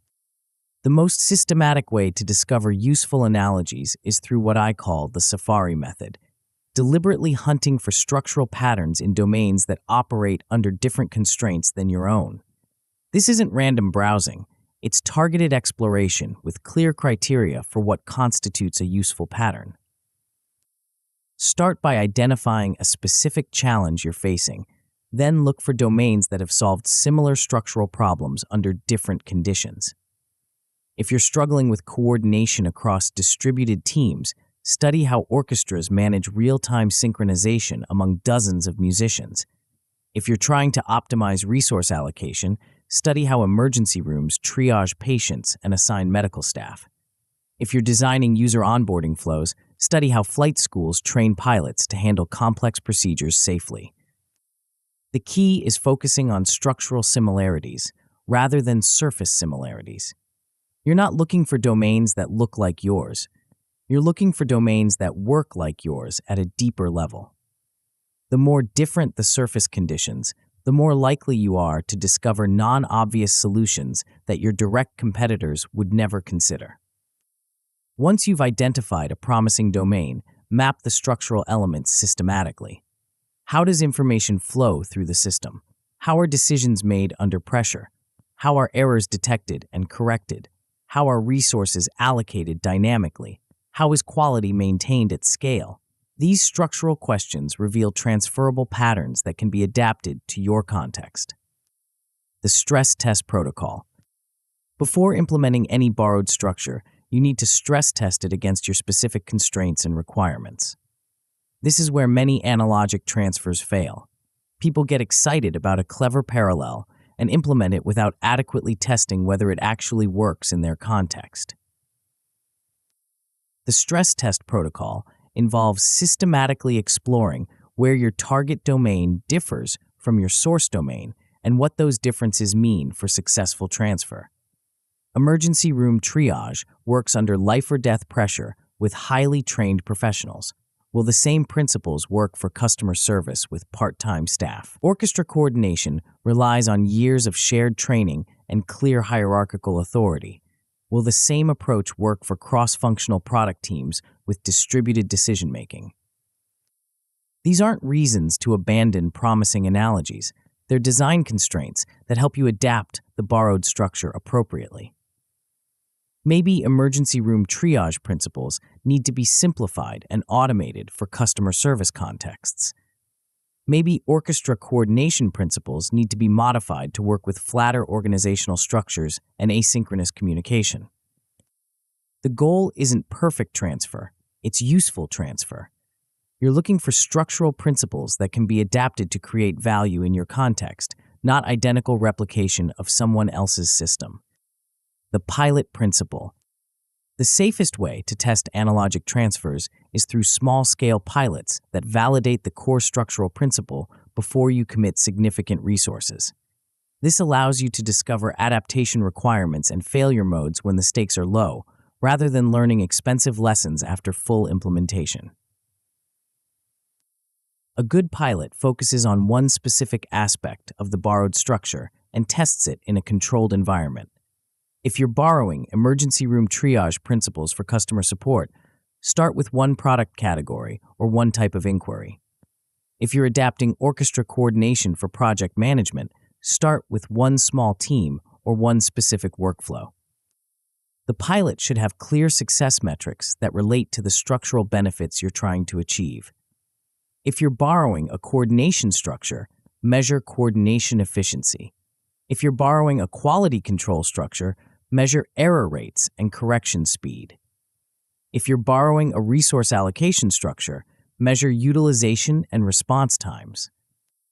Most importantly, the pilot should be designed to fail fast and cheap if the transfer doesn't work. You want to discover problems quickly so you can either adapt the structure or abandon it in favor of a better analogy. The goal isn't to prove that your analogy works. It's to learn whether and how it can work in your specific context. The compound effect of structural thinking. When you consistently practice analogic leaps, you develop what researchers call structural intelligence, the ability to see deep patterns beneath surface differences. You start recognizing when problems in your domain are similar to problems that have been solved elsewhere. You develop a library of transferable patterns that can be adapted to new challenges as they emerge. This structural thinking creates a compounding advantage over time. Each successful transfer teaches you more about what makes analogies work and what causes them to fail. Each domain you explore adds to your pattern library. Each adaptation you make improves your ability to modify borrowed structures for new contexts. Teams that master this approach develop a shared vocabulary for discussing structural solutions. Instead of reinventing approaches from scratch, they can quickly identify relevant patterns from other domains and adapt them systematically. Instead of being limited by their industry's conventional wisdom, they can draw on the collective intelligence of multiple fields. The differentiation engine. Perhaps the most powerful aspect of analogic leaps is their ability to create sustainable differentiation. When you borrow structures from distant domains, you're building solutions that competitors can't easily reverse engineer or replicate. They can see what you're doing, but they can't see why it works because they don't understand the structural principles you've borrowed. This creates what I call analogic moats, competitive advantages that are protected by the obscurity of their source rather than by patents or trade secrets. Competitors might try to copy your surface features, but without understanding the underlying structural logic, their imitations will be weak and unstable. The Wright brothers maintained their competitive advantage for years, not because their wing-warping mechanism was secret, but because competitors didn't understand the structural principle of three-axis control that made it effective. They could see the mechanism, but they couldn't see the logic, so their attempts to copy it failed to achieve the same level of control and stability. The integration challenge.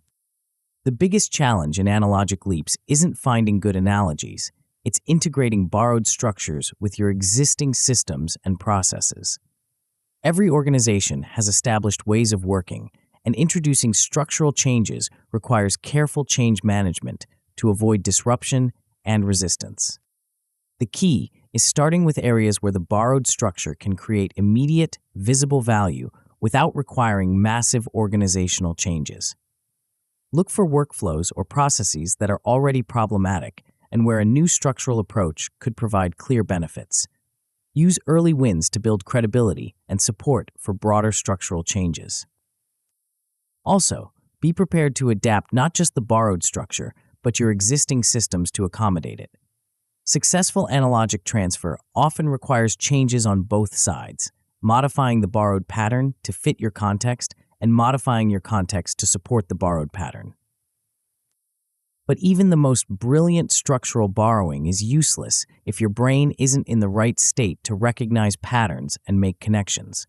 The real breakthrough comes when you learn to orchestrate your mental states so that insight and execution work together instead of fighting each other.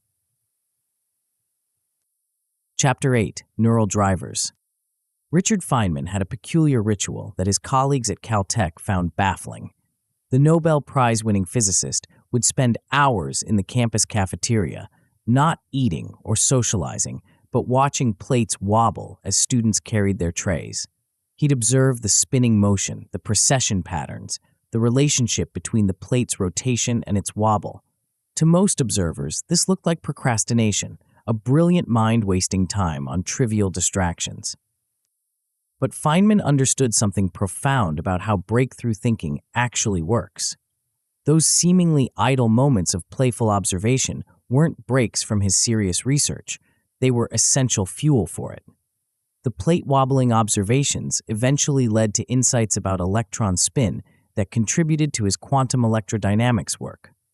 The playful curiosity wasn't separate from the focused analysis. It was the engine that powered it. Feynman had discovered what neuroscientists now call the secret of neural drivers, the art of orchestrating your brain states so that imagination and control work together instead of fighting each other. The two-network brain. Your brain operates through multiple networks, but two are critical for creative work: the default mode network and the executive control network. Understanding how these networks function and how to make them cooperate is the key to reliable creative output. The default mode network is your brain's screensaver, the neural activity that happens when you're not focused on the outside world. It's active during daydreaming, mind-wandering, and those moments when your attention drifts inward. This network is responsible for making unexpected connections, generating novel associations, and producing the aha moments that feel like they come from nowhere. The executive control network is your brain's CEO, the neural system responsible for focused attention, goal-directed behavior, and conscious decision-making. It's what allows you to concentrate on complex tasks, evaluate options systematically, and execute plans with precision. Most people assume these networks are opposites, that you're either focused or unfocused, either executing or exploring. But breakthrough thinking happens when these networks couple together, when the associative power of the default mode network combines with the evaluative power of the executive control network.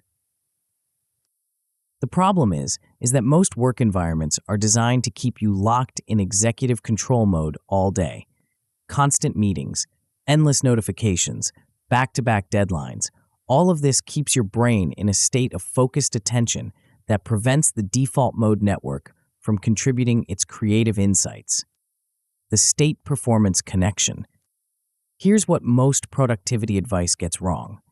It focuses on managing time instead of managing states. You can have all the time in the world, but if your brain isn't in the right state for the task at hand, you'll waste hours producing mediocre output. State precedes performance. When your brain is in the right configuration for creative thinking, insights flow naturally and solutions emerge with surprising ease. When your brain is in the wrong configuration, even simple problems feel intractable and obvious solutions remain invisible. Nikola Tesla exemplified this principle. Before building any invention, he would spend weeks or even months visualizing it in his mind, running mental simulations, testing different configurations, and refining the design through pure imagination. Only when the mental model was perfected would he move to physical construction. This approach allowed him to build complex devices that worked perfectly on the first try with minimal physical iteration.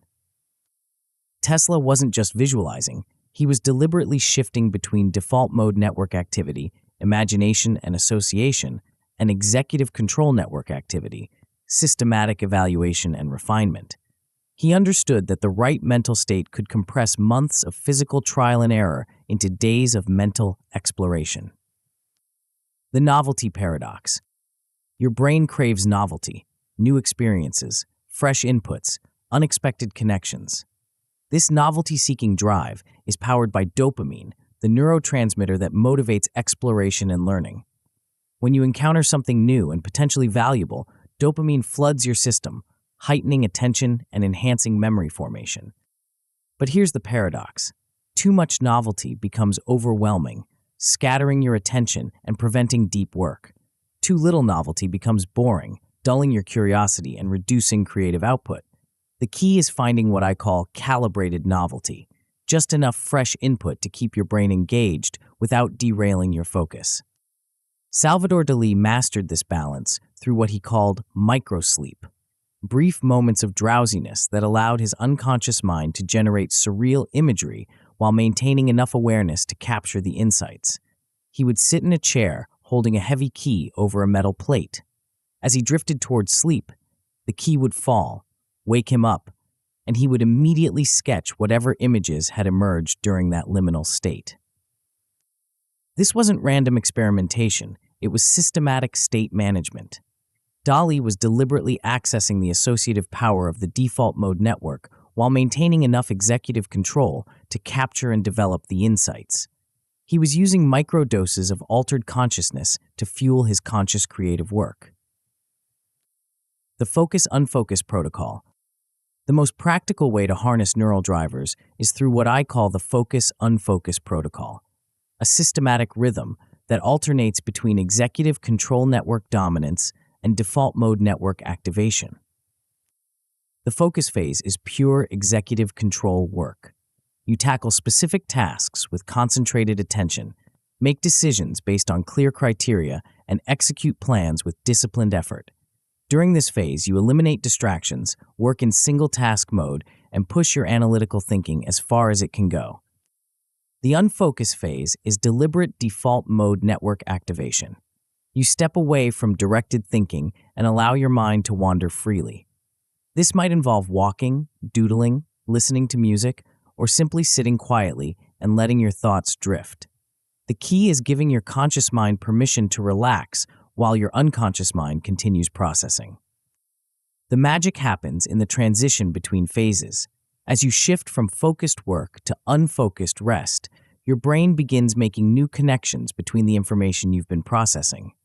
As you return from unfocused wandering to focused work, you often find that solutions have crystallized, obstacles have dissolved, or new approaches have become obvious. The protocol isn't just about alternating work and rest, it's about alternating different types of mental processing. You're not just preventing fatigue, you're actively enhancing creative output by giving both neural networks the conditions they need to contribute their unique capabilities. The micro-novelty system. One of the most effective ways to fuel creativity without derailing focus is through micro-novelty, small doses of fresh input that stimulate curiosity without overwhelming your cognitive capacity. This isn't about consuming massive amounts of new information.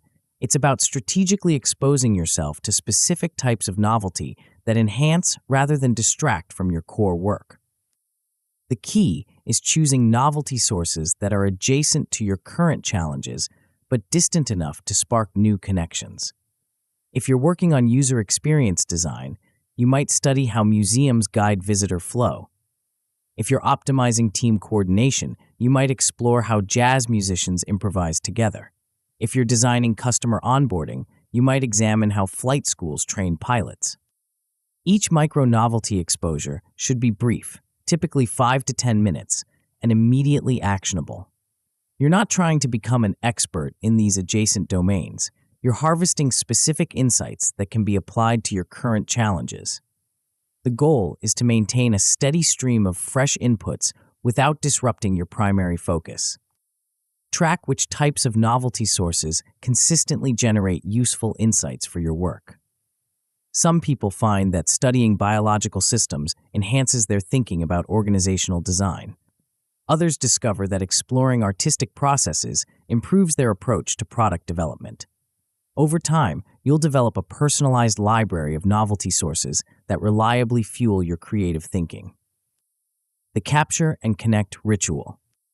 One of the biggest challenges in managing neural drivers is preserving the insights that emerge during default mode network activation. These moments of connection and association are often fleeting. They arise during walks, showers, or quiet moments, then disappear if not captured immediately. This is where the capture and connect ritual becomes essential. You need a frictionless system for preserving insights as they emerge, then a regular process for connecting those insights to your active projects and challenges. The capture system should be as simple as possible: a voice memo app, a small notebook, or even a text message to yourself. The goal isn't to develop ideas fully in the moment. It's to preserve enough detail that you can reconstruct the insight later when you're back in executive control mode. The connect process happens during regular review sessions where you examine your captured insights and look for connections to current challenges. Some insights will prove immediately actionable. Others will be interesting but not currently relevant. Still others will reveal their value only when combined with future insights or changing circumstances. The key is maintaining the rhythm of capture and connection without letting either process become burdensome. If capturing insights feels difficult, you'll stop doing it. If connecting insights feels forced, you'll generate artificial connections that don't actually add value. The sustainable creativity engine. When you master neural drivers, you create what I call a sustainable creativity engine, a system that produces consistent creative output without burning out your mental resources.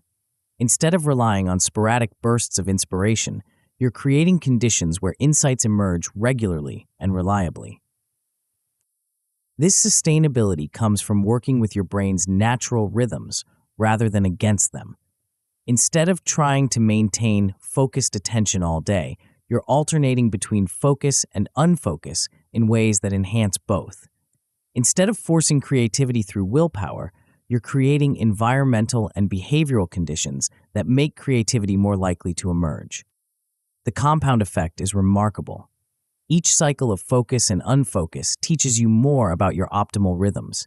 Each micro-novelty exposure expands your library of useful patterns and connections. Each captured insight becomes potential fuel for future creative challenges.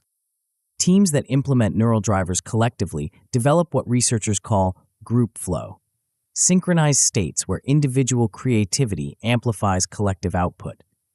They learn to coordinate their focus-unfocus cycles, share novelty sources that benefit multiple team members, and create shared capture systems that preserve insights for the entire group. The integration challenge. The biggest obstacle to implementing neural drivers isn't understanding the concepts, it's integrating them into existing work patterns and organizational cultures. Most workplaces are designed around the assumption that visible activity equals productivity, making it difficult to justify the unfocused phases that are essential for creative output. The solution is starting small and demonstrating results. Begin with personal practices that don't require organizational approval. Brief walking breaks between meetings, micro-novelty exposures during transition times, simple capture rituals that preserve insights as they emerge. As you experience improved creative output, you can gradually expand the practices and advocate for team-level adoption. Also, frame neural drivers in terms of business outcomes rather than personal preferences. Instead of asking for permission to take creative breaks, demonstrate how focus-unfocused protocols improve decision quality and solution generation. Instead of defending novelty exploration as interesting, show how it leads to breakthrough insights that create competitive advantage. The goal isn't to convince everyone to adopt identical practices. Different people have different optimal rhythms and novelty preferences. The goal is to create organizational permission for the state management practices that enhance creative output for each individual and team. But even the most perfectly orchestrated neural states are meaningless if you can't integrate all these tools into a coherent system that actually ships results.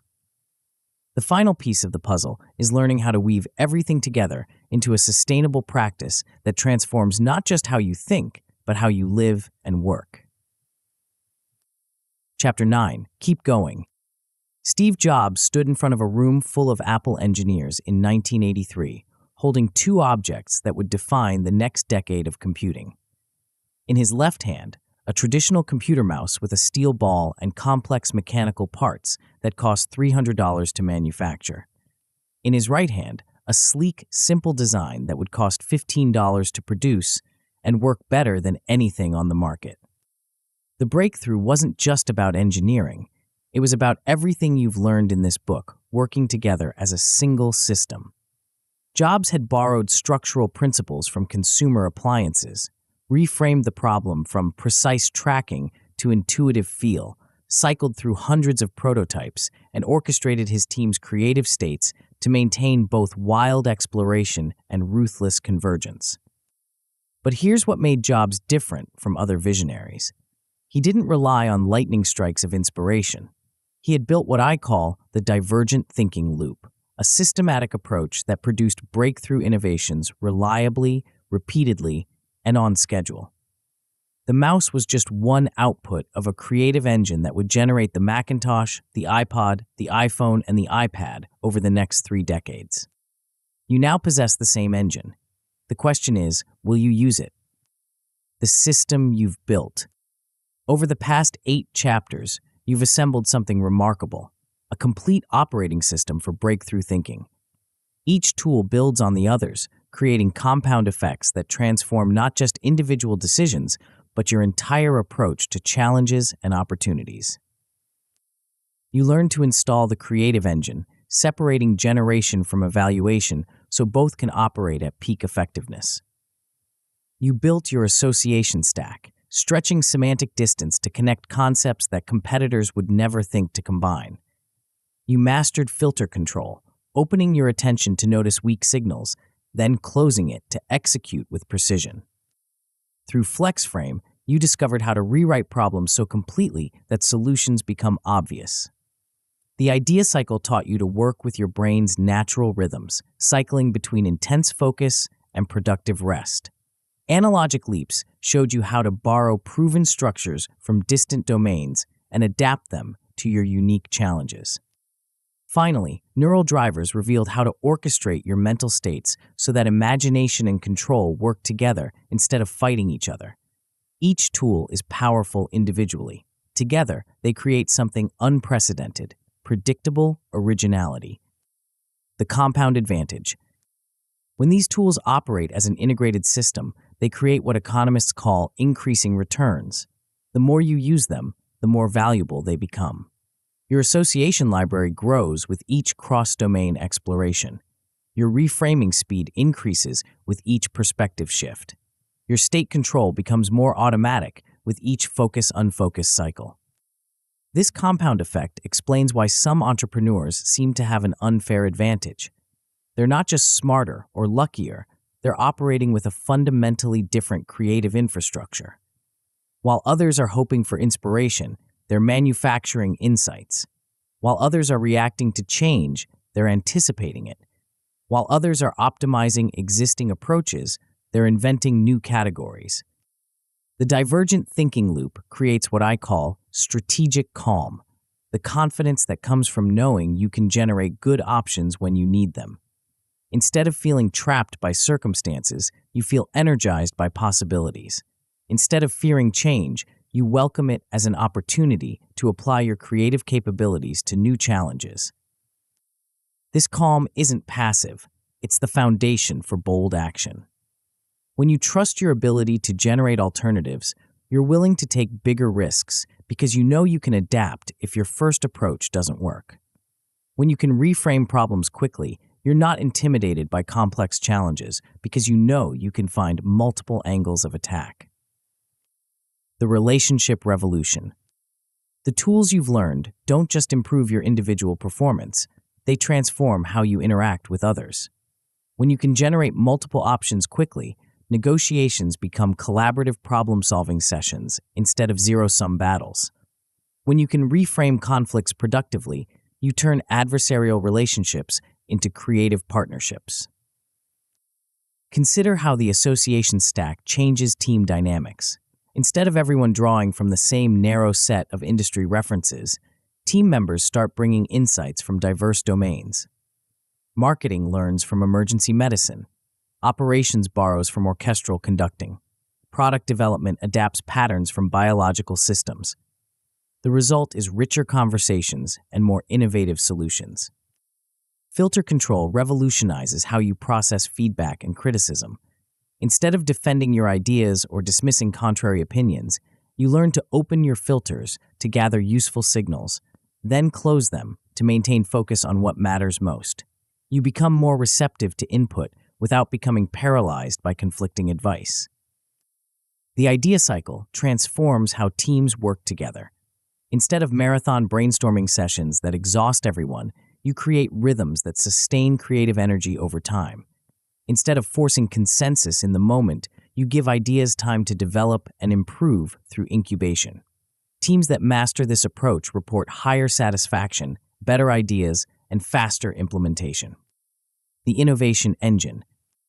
Perhaps the most powerful transformation is how these tools change your relationship with innovation itself.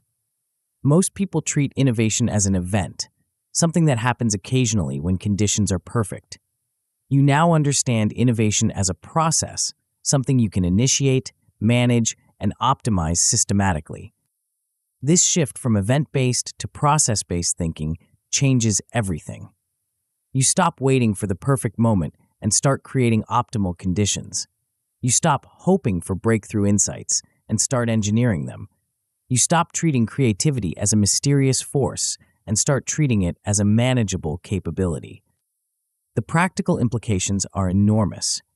You can now tackle challenges that previously seemed intractable because you have systematic approaches for generating novel solutions. You can enter crowded markets with confidence because you know how to create differentiated positioning. You can adapt to changing conditions quickly because you're constantly generating alternative approaches. Most importantly, you can maintain high creative output without burning out because you're working with your brain's natural rhythms instead of against them. The tools create sustainable innovation, creativity that compounds over time rather than depleting your mental resources. The Jobs Blueprint. Steve Jobs exemplified what's possible when all these tools work together as a unified system. His approach to product development integrated every element you've learned: cross-domain inputs from calligraphy and Zen Buddhism, relentless reframing of user problems, playful prototyping cycles, analogic borrowing from consumer appliances, and careful orchestration of team creative states. But Jobs wasn't born with these capabilities. he developed them through deliberate practice over decades. Early in his career, he was known more for vision than execution, more for inspiration than systematic innovation. The transformation happened as he learned to systematize his creative process, turning sporadic breakthroughs into reliable output. The key was integration. Jobs didn't just use these tools occasionally, he wove them into Apple's operating rhythm. Product development cycles included mandatory cross-domain research. Design reviews required multiple reframes of the core problem. Prototype phases alternated between divergent exploration and convergent refinement. Team meetings balanced focused decision-making with open-ended exploration. This systematic approach allowed Apple to produce category-defining innovations repeatedly across multiple product lines. The same creative engine that produced the Macintosh also produced the iPod, the iPhone, and the iPad. Each product was different, but the underlying creative process was consistent. Your first sprint. The most important thing you can do right now is run your first complete creative engine sprint. Don't wait until you have the perfect challenge or the ideal conditions. Pick any problem you're currently facing, a product decision, a marketing challenge, a team coordination issue, and apply the full system. Schedule 90 minutes this week. Start with 40 minutes of pure generation using your association stack to stretch semantic distance and your filter control to notice unexpected inputs. Don't evaluate anything during this phase. Just produce options with wild abandon. Next, spend 20 minutes clustering your ideas into themes, looking for patterns and connections you didn't notice during generation. Then spend 20 minutes scoring each cluster using clear criteria: impact, feasibility, and originality.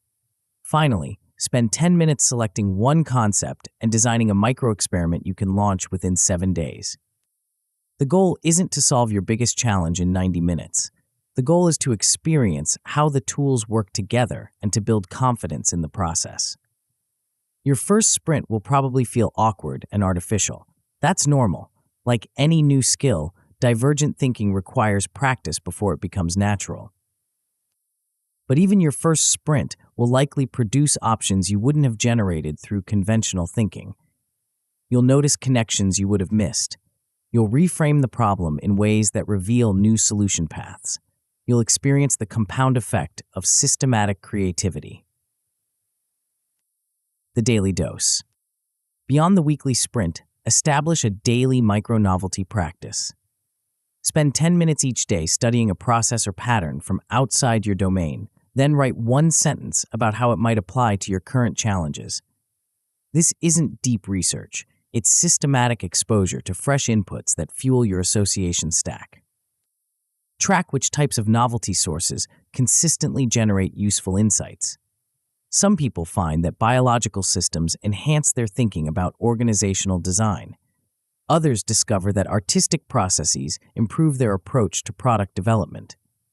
Over time, you'll develop a personalized library of novelty sources that reliably fuel your creative thinking. Combine this with a simple capture ritual. Keep one inbox for creative insights, voice memos, quick notes, random observations that might prove useful later. Review this inbox weekly and connect the best insights to your active projects. Most captures won't prove immediately valuable, but the few that do will more than justify the effort. The momentum effect. As you practice these tools consistently, you'll notice something remarkable. Creativity becomes easier, not harder. Instead of depleting your mental resources, the process starts generating energy. Instead of feeling forced, insights begin flowing naturally. Instead of dreading complex challenges, you start seeking them out as opportunities to apply your enhanced capabilities.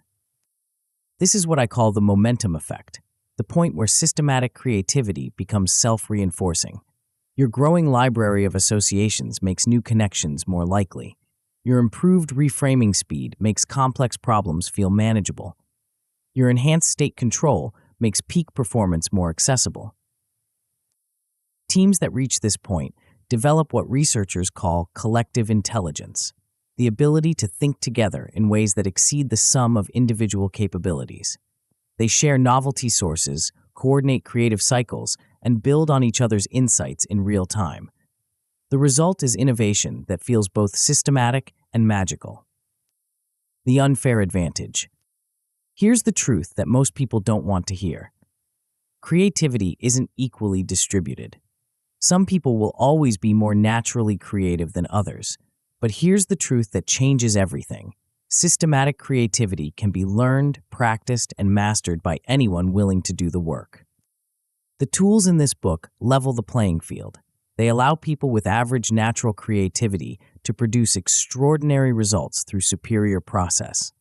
They enable teams to generate breakthrough innovations reliably instead of hoping for lightning strikes. They transform creativity from a mysterious gift into a manageable capability. This creates what I call an unfair advantage. Not because you're cheating, but because you're playing by different rules. While others are waiting for inspiration, you're engineering insight. While others are trapped by conventional thinking, you're systematically exploring unconventional alternatives. While others are overwhelmed by complexity, you're energized by possibility. The advantage compounds over time. Each successful application of the tools builds confidence and capability. Each breakthrough creates momentum for the next challenge. Each innovation establishes a reputation that attracts better opportunities and more interesting problems. The choice point. You now stand at a choice point. You can treat this book as interesting information, something to think about occasionally when you're stuck on a particularly difficult problem. Or you can treat it as a blueprint for transformation, a systematic approach to upgrading how you think, decide, and create. The difference between these choices is the difference between incremental improvement and exponential growth. The difference between reacting to change and shaping it. The difference between hoping for breakthrough results and engineering them systematically. The tools work. The research is clear. The examples are documented. The only variable is your commitment to practice them consistently until they become automatic. This isn't about perfection, it's about progress. This isn't about overnight transformation, it's about compound improvement over time. The infinite game. The ultimate promise of divergent thinking mastery isn't just better business results or more creative solutions. It's a fundamentally different relationship with uncertainty and change. Instead of fearing the unknown, you learn to see it as raw material for innovation. Instead of being overwhelmed by complexity, you develop the tools to navigate it systematically. This transforms life from a finite game, where the goal is to win according to existing rules, into an infinite game, where the goal is to keep playing by constantly creating new possibilities. You stop trying to predict the future and start creating it. You stop reacting to circumstances and start shaping them. The divergent thinking loop becomes more than a business tool. It becomes a way of being in the world, a way of approaching relationships, challenges, and opportunities with curiosity instead of fear, with creativity instead of conformity, with possibility instead of limitation. Your journey into divergent thinking mastery starts now, not when you have more time, not when conditions are perfect, not when you feel ready. Now. The world needs what you're capable of creating. The market rewards those who can generate superior options quickly and reliably. Your future self is counting on the choices you make today. Don't wait for perfect. Options are oxygen. Create them. You're one disciplined loop away from unfair advantage. Start small, move fast, learn louder, then do it again. The engine is built. The fuel is available. The destination is unlimited. Keep going.